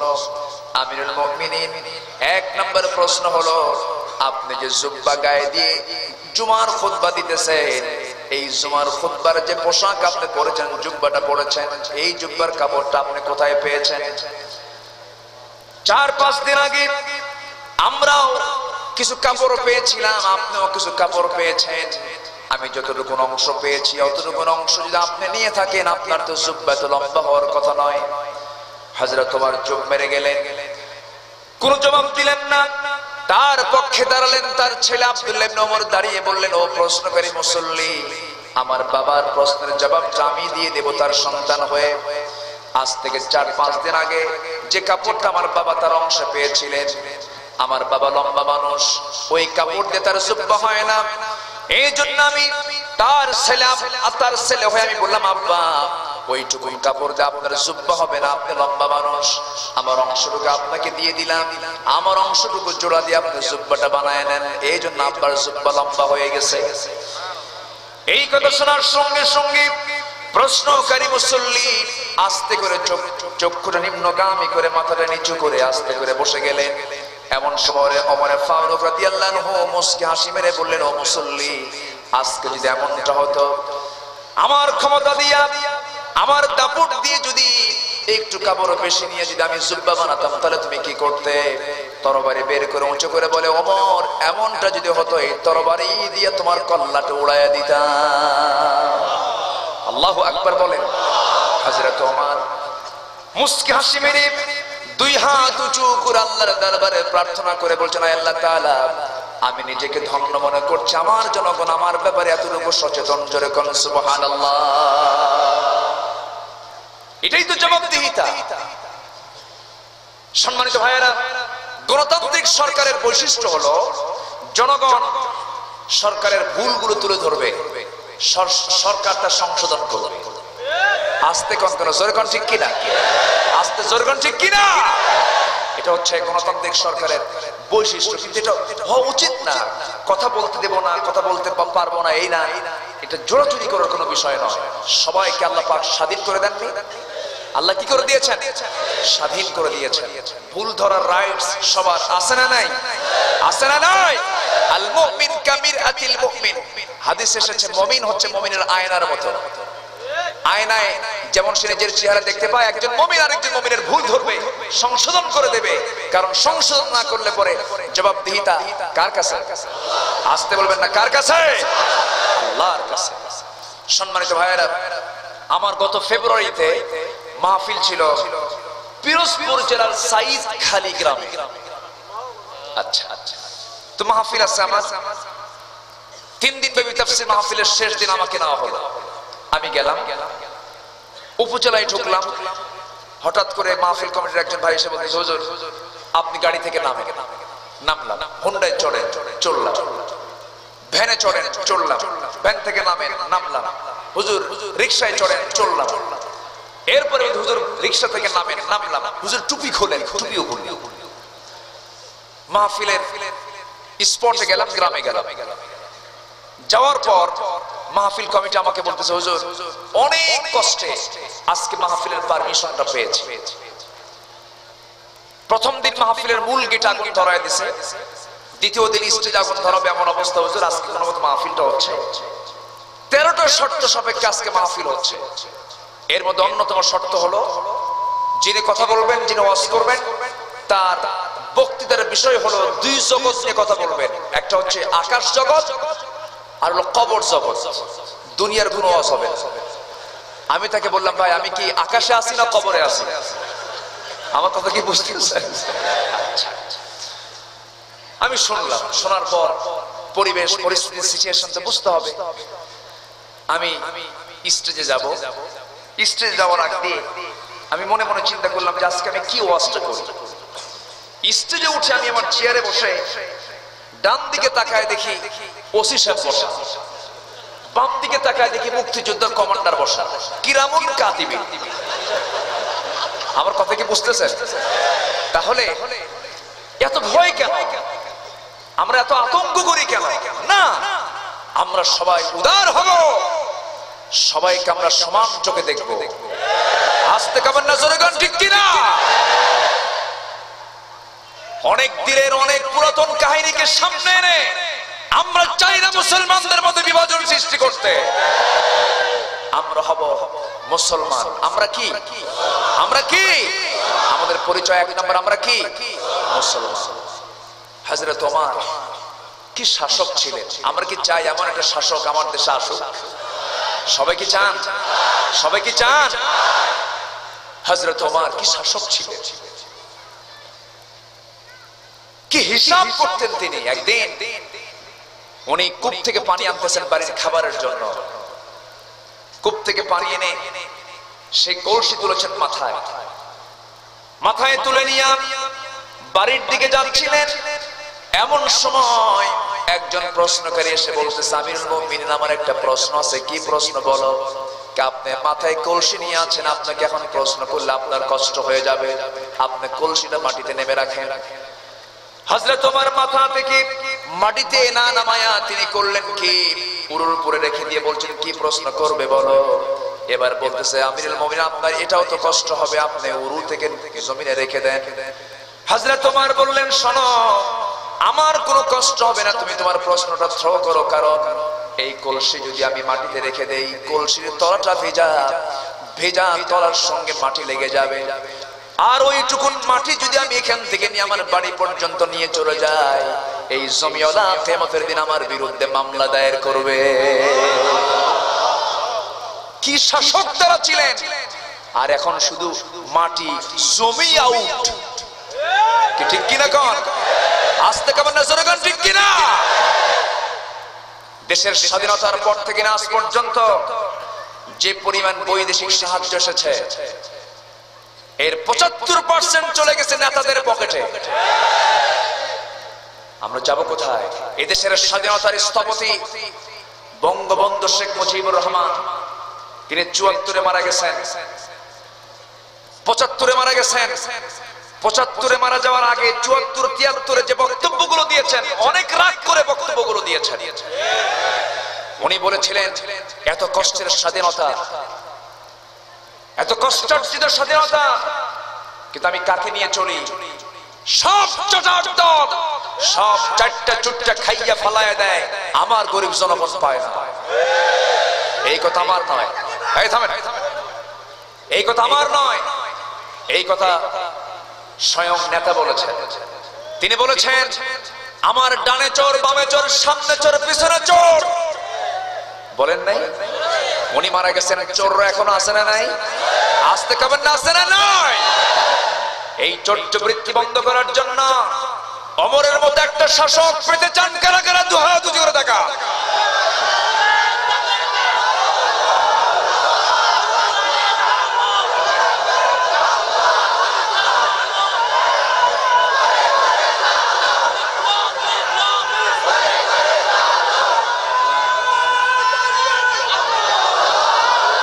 আল্লাহ সবার হাতকে কবুল করুন, জোরে বলি আমিন, আরো জোরে আমিন। সবাই ঘুমায়, হযরত ওমর ঘুমান না। নামাজি না বেনামাজি? নামাজি না বেনামাজি? আবার এখনকার নেতারাও কিন্তু ঘুমায় না, রাত 3টা বাজে নাইট ক্লাবে চলে যায়, আছে না নাই? তাহাজ্জুদ পড়ে, তাহাজ্জুদ পড়ে। ভালো আছে, ভালো যে নাই তা না, ভালো আছে, কিন্তু মন্দের পরিমাণটা এখন কম না বেশি? একই দল করে, কুত্তা গ্রুপ, শিয়াল গ্রুপ, খালি মারামারি, কামড়াকামড়ি, আছে না নাই? কেন এটা হওয়া যাবে না? নামাজ পড়তে হবে, নামাজ সব অন্যায় কাজ থেকে নিজেকে বিরত রাখতে পারে। আল্লাহু আকবার বলে। সম্মানিত ভাই, ওমর ফারুক রাদিয়াল্লাহু আনহু, রাত হয়, সবাই ঘুমায়, তার ঘুম ধরে না। এশার নামাজ নিজে ইমামতির দায়িত্ব পালন করে। এক রাতের কথা বলি আমি, এরপরে আমি শেষ করে দেব। শেষ করে দেব নাকি? আলোচনা চালাবো? জোরে বলি ইনশাআল্লাহ। আমাদের দায়িত্ব হলো কার কোথায় কোথায় কোন ভুলগুলো আছে, ভুলগুলো একটু নক করে দেব। মন খারাপ করবে না, কষ্ট হচ্ছে নাকি আপনাদের? হযরত ওমর এক রাতে করলেন কি, বাড়িতে গিয়ে বলেন, স্ত্রী আমাকে কিছু খাবার দাও। খাবার খেয়ে নিলে তো তুমি থাকো, আমি একটু জনগণকে দেখতে যাই, আমার প্রতিবেশীরা কেমন আছে। দেখতে বেরোলে হঠাৎ করে দেখেন একটা মহিলা কান্নাকাটি করতেছে, ভিতর থেকে কান্নার আওয়াজ। বলেন কে কান্দে? শুনতে পেলেন যে একটা মহিলা কান্নার কারণ হলো পেটে বাচ্চা, ডেলিভারি হচ্ছে না, ধাত্রীর অভাবে। উনি মনে মনে ভাবলেন যে আমি এখন এই রাতে আমি কাকে বলবো। চলে গেলেন নিজের বাড়ি, স্ত্রীকে ডাক দিয়ে বলেন, স্ত্রী বোরকা পড়ো, আমার সঙ্গে তোমাকে প্রয়োজনীয় কাজে যেতে হবে। স্ত্রীকে সঙ্গে করে সেই বাড়ির সামনে দাঁড় করায় দিয়া দুই হাত এক জায়গায় করে বলছেন, স্ত্রী আল্লাহর নামের কসম করে বলি, আমরা কিন্তু জনগণের শাসক নই, আমরা হলাম জনগণের খাদেম। এই ঘরের ভিতরে একজন মহিলা ধাত্রী হবে, সন্তান ডেলিভারি হচ্ছে না। আল্লাহ না করুন যদি মহিলার মৃত্যু হয়ে যায়, অথবা সন্তান যদি ডেলিভারি হতে না, সন্তানের যদি মৃত্যু হয়ে যায়, কিয়ামতের দিন আমি ওমর আমাকে খুনির কাতারে দাঁড় হতে হবে। স্ত্রীকে বলেন, স্ত্রী আজকে তোমাকে ধাত্রী দায়িত্ব পালন করতে হবে। স্ত্রীকে ঘরের মধ্যে ঢুকায় দিয়ে সেখান থেকে চলে আসলেন। অন্য এক প্রতিবেশীর সামনে তিনি দাঁড়ালেন। বাচ্চারা কান্নাকাটি করে বাচ্চার মাকে ডাক দিয়ে বলেন, তুমি কেমন মা, তোমার সন্তানগুলোকে তুমি কান্না থামাতে পারো না? ওই মহিলা বলে, আমি তো শুধু বাচ্চার মা শুধু নয়, আমি একজন বিধবা, আমার স্বামী ইন্তেকাল করেছে, আমার ঘরে কোনো খাবার নাই। খাবার না থাকলে আমি কি সন্তানদেরকে ক্রন্দন বন্ধ করতে পারি নাকি? হযরত ওমর মাথা নিচু করলেন, কোনো জবাব না দিয়ে তিনি সোজা চলে গেলেন। খাদ্য গুদামের ম্যানেজারকে বললেন, এক বস্তা আটা দিয়ে দাও, আমার পিঠে লাগায় দাও। ম্যানেজার বলে, আল্লাহর কসম করে বলি, আমার জান থাকতে আমি আপনার পিঠে আটার বস্তা তুলে দেব না, বরং চাপ না আমার পিঠে উঠায় দেন, কোথায় নিতে হবে নিয়ে যাচ্ছি। হযরত ওমর চোখ এরকম বড় করে বলেন, ও ম্যানেজার, কিয়ামতের দিন আমার আমলনামা তোর পিঠে যাবে না রে। হযরত ওমর নিজের পিঠে বহন করে নিয়ে অর্ধ পৃথিবীর শাসনকর্তা চলে গেলেন। সেই মহিলার বাড়ির সামনে গিয়ে বলেন, মহিলা শোনো, বিধবা শোনো, বিধবার হক আদায় করার জন্য আল্লাহ পাক আমাকে খলিফা বানিয়েছে। এই জাটার বস্তা দিয়ে গেলাম, আবার যখন ফিরে যাবে আমাকে সংবাদ দেবে, আমি তোমার ঘরে আবার পৌঁছায় দিয়ে যাব। এই দুই ঘর দেখে মদিনার নিঝুম পল্লীতে চললেন। মদিনার নিঝুম গ্রামের মধ্যে ঢুকে পড়লেন। চলতে চলতে হাঁটতে হাঁটতে হঠাৎ করে তিনি তার কানটা খুলে রাখলেন, কোথায় কোন আওয়াজ হচ্ছে। হঠাৎ করে তিনি শুনতে পেলেন রাতের বেলা একটা চিকন সুরে মহিলার কান্না, মহিলার একটা আওয়াজ তার কানের মধ্যে চলে আসলো। মহিলার আওয়াজ যখন তার কানে চলে আসলো, মনে মনে চিন্তা করলেন কোন মহিলা তো রাত্রে কি গায়। গভীর মনোযোগ দিয়ে কয়েক মিনিট তিনি শুনতে লাগলেন। তিনি অনুমান করলেন একজন মহিলা বিরহের গান গুনগুন করে গাচ্ছে, একজন পুরুষকে পাওয়ার জন্য সে গান গাচ্ছে। হযরত ওমর খুঁজতে লাগলেন কোন ঘর থেকে এই গানের আওয়াজটা আসে। হাঁটতে হাঁটতে গিয়ে দেখেন ছোট্ট একটা কুটির ঘর, খেজুর পাতার বানানো বেড়া, উপরের সামনেটাও খেজুর পাতার বানানো। এমন একটা ঘর থেকে গানের আওয়াজ তার কানে চলে আসলো। সহ্য করতে না পেরে খেপে গিয়ে রেগে গিয়ে এক পর্যায়ে বলে ফেললেন, কোন মহিলার এত বড় সাহস ইসলামী জনপদের ভিতরে থেকে ইসলামের নাগরিক হয়ে, মুসলিম নাগরিক হয়ে কোন মহিলা গুনগুন করে বিরহের গান গাচ্ছ? তুমি কি জানো না এটা মুসলিম জনপদ? মহিলা থমকে গেছে, মহিলা আতঙ্কিত হয়ে থেমে গেছে, কোন আওয়াজ আর নাই, মুখ থেকে কোন আওয়াজ বের হলো না। হযরত ওমর ফারুক রাদিয়াল্লাহু আনহু মনে মনে চিন্তা করলেন এখন তো ডাক দিল সে দরজা খুলবে না। হযরত ওমর করলেন কি, দরজায় না ডাক দিয়া খেজুর পাতার বানানো বেড়ার ঘরের পিছন দিকে চলে গেলেন। বেড়াটা আস্তে করে টান মারলেন, বেড়া ভেঙে গেল। ভিতরে ঢুকলেন, ভিতরে ঢুকে দেখেন সামনে প্রদীপ জ্বালানো, একজন মহিলা মাথায় কাপড় দিয়ে সামনে দাঁড়ায় আছে। হযরত ওমর মহিলাকে লক্ষ্য করে বললেন, মহিলা রে, এত গভীর রাত্রিতে তুমি নামাজ না পড়ে, কোরআন তেলাওয়াত না করে গুনগুন গুনগুন করে বিরহের গান গাচ্ছ কেন? তুমি কি জানো না এটা মুসলিম জনপদ? ওই মহিলাও কম না। ওই মহিলা হযরত ওমর ফারুককে চিনতে না পেরে বলতেছে, ও যুবক, আমি তো তোমাকে চিনি না, তোমার পরিচয় আমি জানি না, তবে আমি গান গেয়েছি, এটা আমার মারাত্মক বড় অপরাধ হতে পারে, কিন্তু তুমি আমার ঘরের মধ্যে ঢুকে একটা নয়, দুইটা নয়, তিনটা নয়, চারটা দোষ করেছো। আমি দোষ করেছি একটা, তুমি দোষ করেছো চারটা। হযরত ওমর নিজের পরিচয়টা সম্পূর্ণ গোপন করে বলছেন, আমি আবার চারটা দোষ কি কি করলাম তুমি আমাকে একটু খুলে খুলে বলো। এবার মহিলা বলতেছে, হে যুবক, আমার ঘরের মধ্যে ঢুকবে, তুমি কি সালাম দিয়েছো নাকি না সালাম দেই নাই? অনুমতি নিয়েছেন নাকি না অনুমতি নেই নাই? লা তাদখুলু বুয়ুতান গায়রা বুয়ুতিকুম হাত্তা তাস্তানিসু ওয়া তুসাল্লিমু আলা আহলিহা। কারো বাড়িতে ঢুকতে যাও না যতক্ষণ না তুমি অনুমতি না পেয়েছো। অনুমতি নিলেন না, সালাম দিলেন না। নাম্বার 3 হলো আপনি দরজাতে না ঢুকে আপনি আমার বেড়াটা ভাঙলেন, বান্দার হক নষ্ট করলেন, বান্দার সম্পত্তি বিনষ্ট করলেন। নাম্বার 4 হলো আপনি একজন পরপুরুষ, আমি একজন পরনারী, আপনি আমার সামনে দাঁড়িয়ে আমার পর্দা লঙ্ঘন করে ফেলেন, পর্দার খেলাফ করে ফেললেন। এই 4টি ভুল আপনি করেছেন, এই 4টি ভুল আমি আপনাকে মাফ করব না। হযরত ওমর ফারুক বলেন, তুমি তাহলে কি করবে?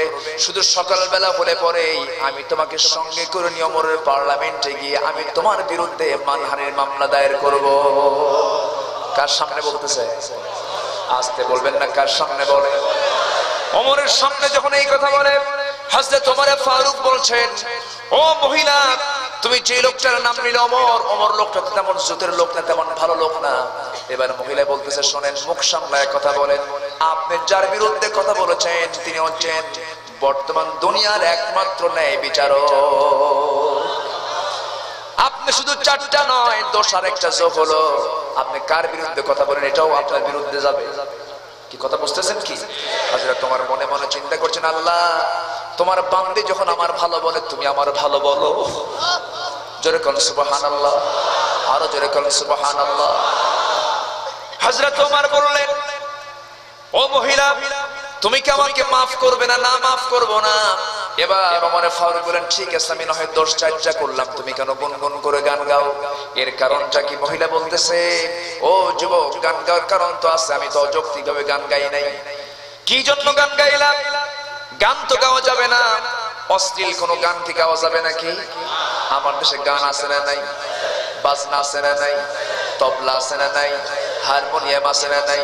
এগুলো কি আল্লাহর কাম না শয়তানের কাম? পার্লামেন্টে তেলাওয়াত করার একদিন কারি সাহেব আসে, তেলাওয়াত করতে দিয়েছে এক পার্লামেন্টারিয়ানকে, তেলাওয়াত করতেছে, কিল হেল্লেট, শয়তান কই তোরছে তেলাওয়াত আমার ভালো আছে। এই হচ্ছে অবস্থা। নায়িকা, গায়িকা, গীতিকার, সুরকার, ফুটবলার, ক্রিকেটার সবতে ভরা আছে, কোরআন তেলাওয়াত করার মতো লোক খুঁজে পাওয়া যায় না। আছে না নাই? এরকম চিত্র আছে না নাই? এটা কেন হবে? আমি ইন্দোনেশিয়া, মালয়েশিয়া সফর ছিল আমার গত সেপ্টেম্বরে, গত বছরে। নিজের চোখে দেখে এসে যে 60 থেকে 70 বছরের যে কোনো বয়সের মুসলমান যে কোনো মসজিদে নামাজে ইমামতি করার যোগ্যতা রাখে। কেন? এটার মূল কারণ হলো সবার জন্য সেখানে কোরআন শিক্ষা আছে না নাই? আসতে কবে না, আছে না নাই? আমার দেশে কি সার্বজনীন করা হয়েছে? না। সবার জন্য কোরআন শিক্ষার দরকার, আমাদের আছে না নাই বলেন তো? আছে। সম্মানিত ভাইয়েরা, সম্মানিত বন্ধুগণ, গানের তো কোনো ভাষাও নাই, সিনেমার কোনো নামও খুঁজে পাচ্ছে না। সেদিন দেখি সিনেমার একটা নাম দিয়েছে মিস কল। সিনেমার নাম কি? Miss call. অনেকদিন আগে একবার সিনেমার পোস্টারে দেখি সিনেমার নাম দিয়েছে ইঞ্চি ইঞ্চি প্রেম। এতদিন কি ফুট আর গজ গজ প্রেম ছিল না? যেরকম নাউজুবিল্লাহ। এখন দেশীয় সিনেমা চলছে না, এখন ভারতীয় সিনেমা আমার দেশে কম চলে না বেশি চলে? কম চলে না বেশি চলে? বেশি চলে। বিশেষ করে কয়েকটা মিডিয়া এদেশের মা বোনদেরকে শেষ করে দিল। যেগুলো দেখে এদেশের মায়েদের একটা যে কোমলমতি ভাব ছিল, একটা সরলতা ছিল, এই সমস্ত চারিত্রিক দিকগুলো তারা হারাতে বসেছে। আমি কি ভুল বলতেছি? এর মধ্যে সবচেয়ে বড় ক্ষতিকর দিক হলো স্টার জলসা। এই স্টার জলসা, স্টার প্লাস, যে বাংলাগুলো, আমি তো মনে করি আমার মা মাহফিল আসছেন কিনা জানি না, মায়েরা আছে নাকি? মাদেরকে বলবো, আপনি যখন স্টার জলসার ওই চ্যানেল খুলবেন, ভাববেন যে আপনি স্টার জলসার একটা পূজার মণ্ডপ। ওই সমস্ত নাটক দেখা যাবে না। আল্লাহ পাক মাদেরকে কবুল করুন, জোরে বলি আল্লাহুম্মা আমিন। মেয়েদের কি বোরকা পরার দরকার আছে? বোরকা পরার দরকার আছে। বোরকার বিরুদ্ধেও কিন্তু কথা বলে আমার দেশে কিছু লোক আছে না নাই? বোরকা নাকি জঙ্গির পোশাক। যে সমস্ত বুদ্ধিজীবীরা এই জাতীয় কথা বলে বোরকা নাকি জঙ্গির পোশাক, আমার মনে হয় তাদের মায়ের বিয়ে পড়াইছে কোনো ব্রাহ্মণ, এছাড়া এই জাতীয় কথা বলতে পারে না। বোরকার হুকুম দিয়েছেন মুহাম্মদ সাল্লাল্লাহু আলাইহি ওয়াসাল্লাম। পর্দা করা মেয়েদের জন্য কি? পর্দা করা মেয়েদের জন্য কি? এটা কে করে দিয়েছেন? আল্লাহ করে দিয়েছেন। সম্মানিত মা, আপনাকে পর্দায় থাকতে হবে। নামাজ পর্দা, নামাজ পর্দা। আল্লাহ পাক মাদেরকে কবুল করুন, জোরে বলি আল্লাহুম্মা আমিন। মার্কেটে যায় নাকি এদের এলাকার মায়েরা? মার্কেটে যায়? স্বামীকে তো কাইদ করে থুয়ে দেয়, এক ধমকে স্বামী কাইদ। আছেন এরকম? আছে। এই লিটন, স্বামী থরথর করে কাঁপে আর কয় আম্মা আসতেছি। মানে ধমকের ঠেলায় মনি নাই যে ডাকতে দিল কি। আমি মার্কেটে চলে গেলাম, আমার আসতে সন্ধ্যা হয়ে যাবে, বয়ফ্রেন্ড আসতেছে, সিল্কের শাড়ি মার্কেটে আসছে, বাচ্চাটা কোলে নাও, তুমি দুধ খাবো। স্বামীকে সন্তানের দায়িত্ব দিয়ে চলে গেল মার্কেটে ঢং ঢং করে। দোকানদারের সামনে গিয়ে আস্তে করে বসে গেল, থ্রি পিস বইরা, মাথায় কোনো কাপড় চোপড় নাই। দোকানদারকে বলছে, ভাইয়া এটা শাড়ি দেখানো যাবে কি? মানে এমন সুর, মনে হয় ওহী নাযিল হচ্ছে। আসলে এগুলো আছে। দোকানদারও কম না, শাড়ি একখান বের করে নিজের গায়ে লটকায় দিয়ে বলে, আপা আপনাকে কিন্তু দারুণ মানাবে, ওটা আরেক লজ্জা। আসলে এগুলো আছে। এই হচ্ছে সামাজিক চিত্র। আজ পর্দার কোনো গন্ধ আছে? পর্দার কোনো গন্ধ আছে? পর্দা অবলম্বন করতে হবে, বোরকা পড়তে হবে। বোরকা হতে হবে টাইট না ঢিলা? এখন কি টাইট? টাইট তো বোরকা হয় না, বোরকা মানে ঢিলা পড়তে হবে। আবার বোরকা তো পড়ি, বোরকার গায়ে আবার আয়না লাগানো, আয়না মানে আসো। তাহলে এই বোরকা পড়বেন কেন? বোরকা পড়তে হবে কার খুশির জন্য? আল্লাহর খুশির জন্য। আল্লাহ পাক আমাদেরকে কবুল করুন, জোরে বলি আল্লাহুম্মা আমিন। আরো জোরে আল্লাহুম্মা আমিন। বিশ্বনবী নারীদেরকে কত সম্মান দিয়েছেন, কত মর্যাদা দিয়েছেন। চারটা কারণে স্বামী তার স্ত্রীকে মারতে পারে। কয়টা কারণে? চারটা কারণে। হয়তো আমার মায়েরা এখন শেষের দিকে এসে মনে মনে ভাবতেছেন, হুজুর ওয়াজটা তো খুব ভালোই করলেন, এই শেষমেশ এসে মারার অর্ডার দিয়ে যাচ্ছেন আপনি। হয়তো মায়েরা এরকম চিন্তা করতে পারে। চারটা কারণে স্বামী তার স্ত্রীকে শাসন করতে পারে। কয়টা কারণে? চারটা কারণে। এক নাম্বার কারণ হলো যদি 5 ওয়াক্ত নামাজ না পড়ে স্ত্রী, যদি রমজান মাসে রোজা না রাখেন, যদি স্বামীর সৎ আনুগত্য না করেন, আর পর্দায় যদি না থাকেন, 4টা কারণে স্বামী তার স্ত্রীকে শাসন করতে পারে। কিন্তু এখন আমার মায়েরা তেমন প্রশ্ন করতে পারে, হুজুর আমার স্বামী যদি নামাজ না পড়ে আমার স্বামীকে শাসন করবে কে? এরকম প্রশ্ন আসতে পারে না? আসতে পারে। এই 4টা কারণে স্বামী তার স্ত্রীকে মানতে পারেন, তাকে শাসন করতে পারেন। তবে শাসন করার ক্ষেত্রে কিছু নীতিমালা আছে। 5 জায়গায় মারা যাবে না। কয় জায়গায় মারা যাবে না? 5 জায়গায় মারা যাবে না। মাথায় মারা যাবে না, মুখে মারা যাবে না, হাতে মারা যাবে না, পিঠে মারা যাবে না, বুকেও মারা যাবে না। মারার জায়গায় তো শেষ, চান্সে জিলে চান্স নাই। আমার মায়েরা খুব খুশি, হুজুর কেবল কলিজায় পানি আসলো। কিন্তু আপনি যে মারতে যাবেন, স্ত্রীকে শাসন করতে যাবেন, যে লাঠিটা ব্যবহার করবেন সেই লাঠির সর্বোচ্চ বড় হবে 9 ইঞ্চি পর্যন্ত লম্বা হতে হবে। 9 ইঞ্চির বেশি হওয়া যাবে না। মানে হলো মেসওয়াক। কি মেসওয়াক? আপনি যখন কোন সলিমুদ্দির সামনে যখন আপনি স্ত্রীকে মারতে যাবেন, যখন দেখবে সেই মেসওয়াক দিয়ে মারতেছে, তখন সে দেখে হাসবে না রাগ করবে? কত হাসবে না রাগ করবে? হাসবে। কে মারতেছে না কৌতুক করতেছে? মারার কায়দা নাই। বলেন আলহামদুলিল্লাহ, জোরে বলেন আলহামদুলিল্লাহ। আমার রাসূল কোন স্ত্রীকে মেরেছেন এমন কোন হাদিস আছে? আসতে কবেন না আছে? যে স্বামী তার বউকে পিটায় সে ছোট লোক, সে মানুষ না। কি কষ্ট হচ্ছে নাকি? আমার মায়েরা খুব খুশি, হুজুর ভালো করে বল। আচ্ছা, এখন বিষয়টা হলো রাসূল করিম সাল্লাল্লাহু আলাইহি ওয়াসাল্লাম দেখেন তার একাধিক স্ত্রী ছিল। এটা কিন্তু আরো কঠিন ব্যাপার। রাসূলের সামনে 4 স্ত্রী বসা। এক স্ত্রী হঠাৎ করে রাসূলকে বলছেন, ইয়া রাসূলুল্লাহ একটা প্রশ্ন করব। কি প্রশ্ন? আপনি আমাদের এই 4 জনের মধ্যে কাকে সবচেয়ে বেশি ভালোবাসেন? বলেন তো, প্রশ্নটা কি সহজ না জটিল? কার নাম নিবেন আর কার গালি খাবেন? কম, এটা কি সমস্যা না? আমার রাসূল বললেন, আয়েশা যে প্রশ্ন করলা এই প্রশ্নের জবাব আমি আজকে দেব না, আমি আগামীকালকে তোমাদেরকে এই জবাবটা দিয়ে দেব। আমি কাকে বেশি ভালোবাসি? আমার নবীজি করলেন কি, কিছু সময় চেয়ে নিয়া তিনি কি করলেন, হযরত আয়েশার ঘরে ঢুকলেন। ঢুকে বলছেন, আয়েশা আমি তোমাকে 2টা খেজুর দিয়ে গেলাম। আমি যে তোমাকে 2টা খেজুর দিয়েছি এই কথা যেন আমার অন্য কোনো স্ত্রী কানে না যায়, কেউ যেন না জানে। দ্বিতীয় স্ত্রী ঘরে গিয়া দ্বিতীয় স্ত্রী হাতে 2টা খেজুর দিয়ে বললেন, আমি যে তোমাকে 2টা খেজুর দিয়েছি এই কথা যেন অন্য কোনো স্ত্রী কানে না যায়। তৃতীয় স্ত্রীর ঘরে গিয়ে তিনি একই কথা বলে দিলেন। চতুর্থ স্ত্রীর ঘরে গিয়া 2টা খেজুর দিয়ে বললেন, এটা যেন কোনো স্ত্রীর কানে না যায়, কেউ যেন না জানে আমি তোমাকে 2টা খেজুর দিয়েছি। পরের দিন সকালবেলা 4 স্ত্রী একসঙ্গে নবীর সামনে হাজির হলে পরে রাসূল বললেন, তোমরা কি বলতে চাও? আয়েশা বলছেন, ইয়া রাসূলুল্লাহ আজকে আপনি আমাদেরকে জানাতে চেয়েছেন আপনি এই 4 জনের মধ্যে আপনি কাকে সবচেয়ে বেশি ভালোবাসেন? রাসূল মুস্কি হাসি মেরে বললেন, আমি যাকে 2টা খেজুর দিয়েছি আমি তাকেই বেশি ভালোবাসি। কি কথা কি বুঝতেছেন? জোরে বলুন সুবহানাল্লাহ, আরো জোরে বলুন সুবহানাল্লাহ, আরো জোরে বলুন সুবহানাল্লাহ। চরিত্র কাকে বলে?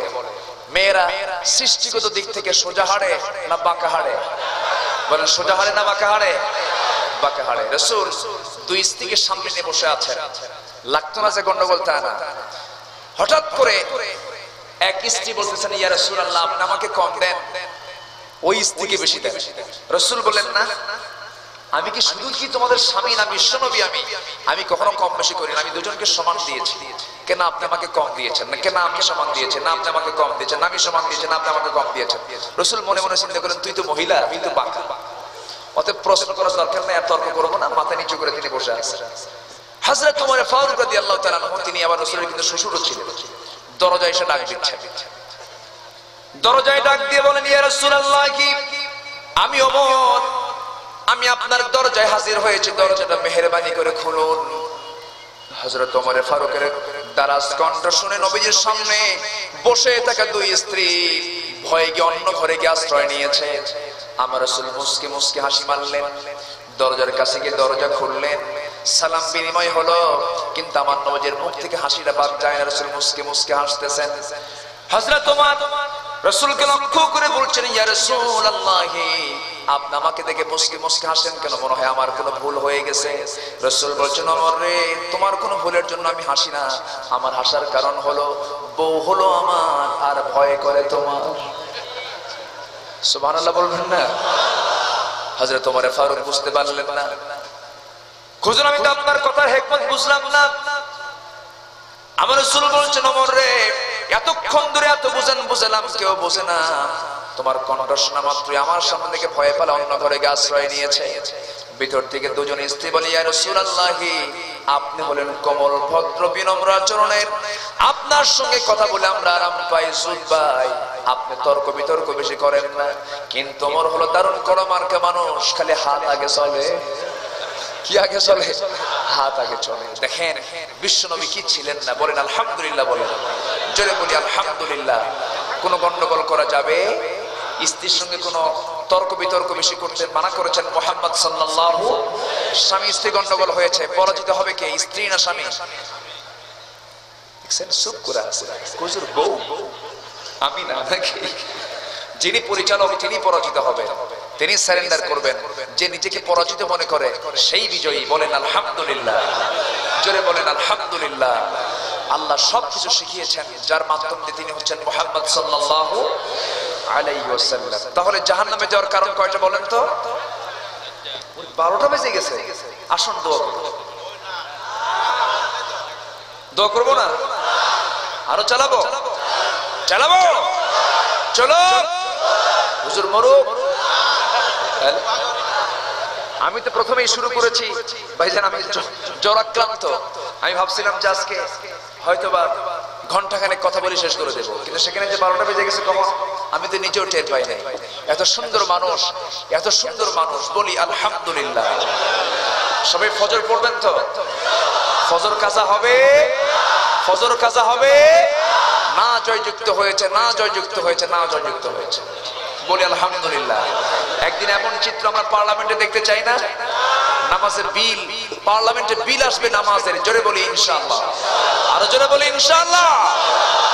সম্মানিত ভাইয়েরা, সম্মানিত বন্ধুগণ, আমি আর সময় ক্ষেপণ করব না, কারণ যতটুকু ওয়াজের মধ্য দিয়ে ফজর নামাজের কোনো কষ্ট হবে না, অতটুকু ওয়াজই করা দরকার।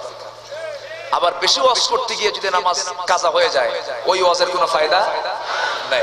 সব দিকে আমাদের খেয়াল করতে হবে। আসুন, যেহেতু বিশাল সমাবেশ, হাজার হাজার মানুষের এখানে আগমন হয়েছে, অনেক দূর দূরান্ত থেকে এসেছেন, নিরাপদে বাড়িতেও ফিরতে হবে, সব দিকে খেয়াল করতে হবে। আমি আজকে খুবই খুশি হয়েছি, দুটো সুন্দর নাম, অলিপুর, মুসলিমপুর। মুসলিম তো আছে, আবার অলি, চিন্তা করে মানে সব কিছু নিয়ে আসেন আপনারা। বলি আলহামদুলিল্লাহ। আল্লাহ কবুল করুন গ্রামকে, আল্লাহ কবুল করুন মাহফিলকে। আল্লাহ ভাইজান ইনি তো মানে টাটকা উমরা করে এসেছেন, মানে টাটকা হাসি এই মুহূর্তে। বলেন আলহামদুলিল্লাহ। উনি ওনার নেতৃত্বে বলা চলে, ওনার পরিচালনায় বলা চলে।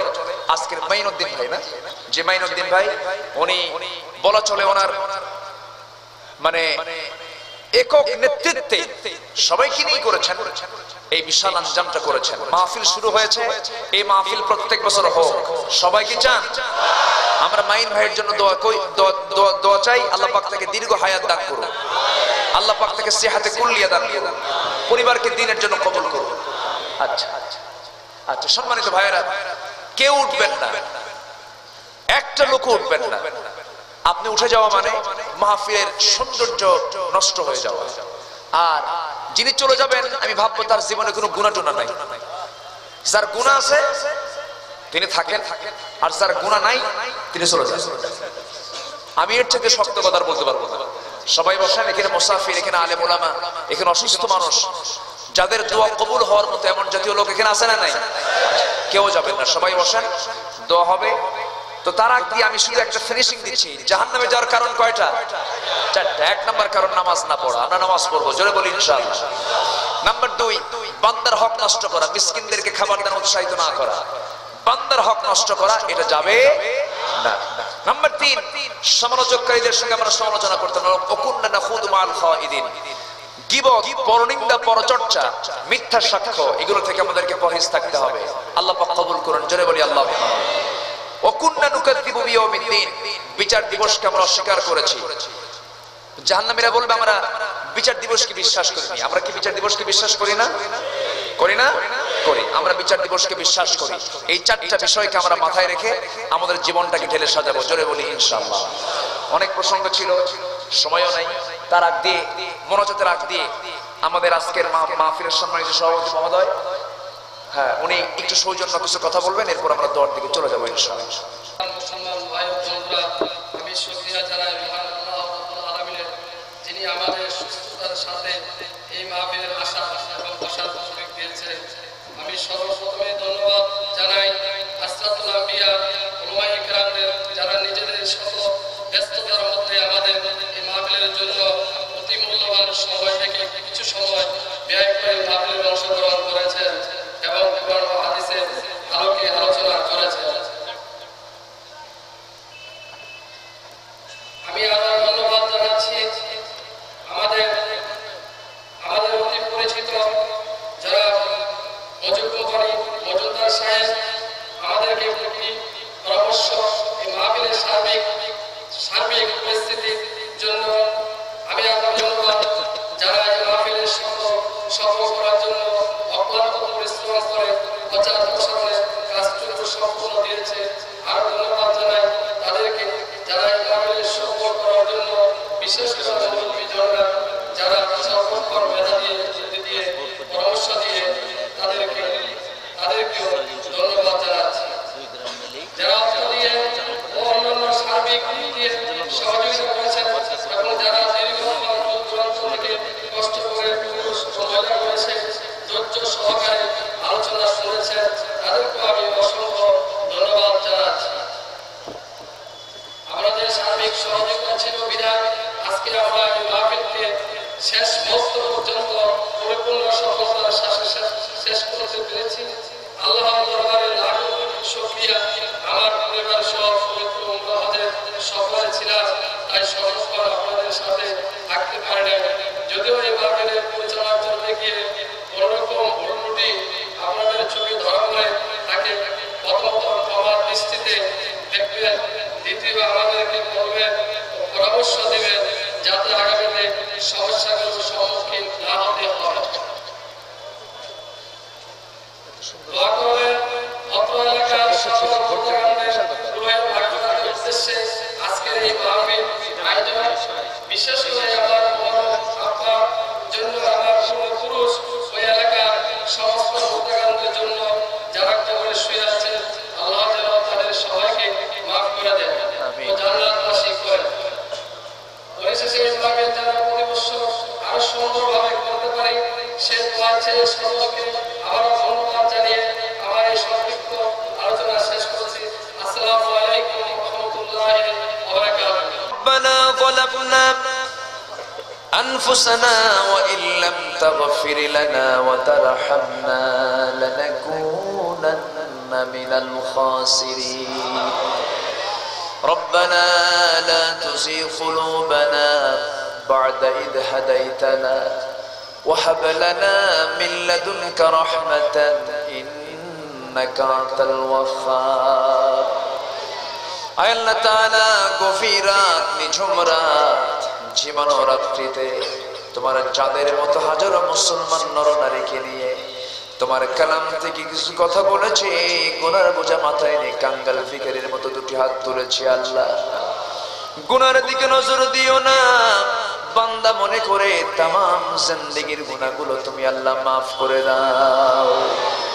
দুটি হাত যখন তুলে রাখি, আব্বা আম্মার কথা মনে পড়ে যায় রে।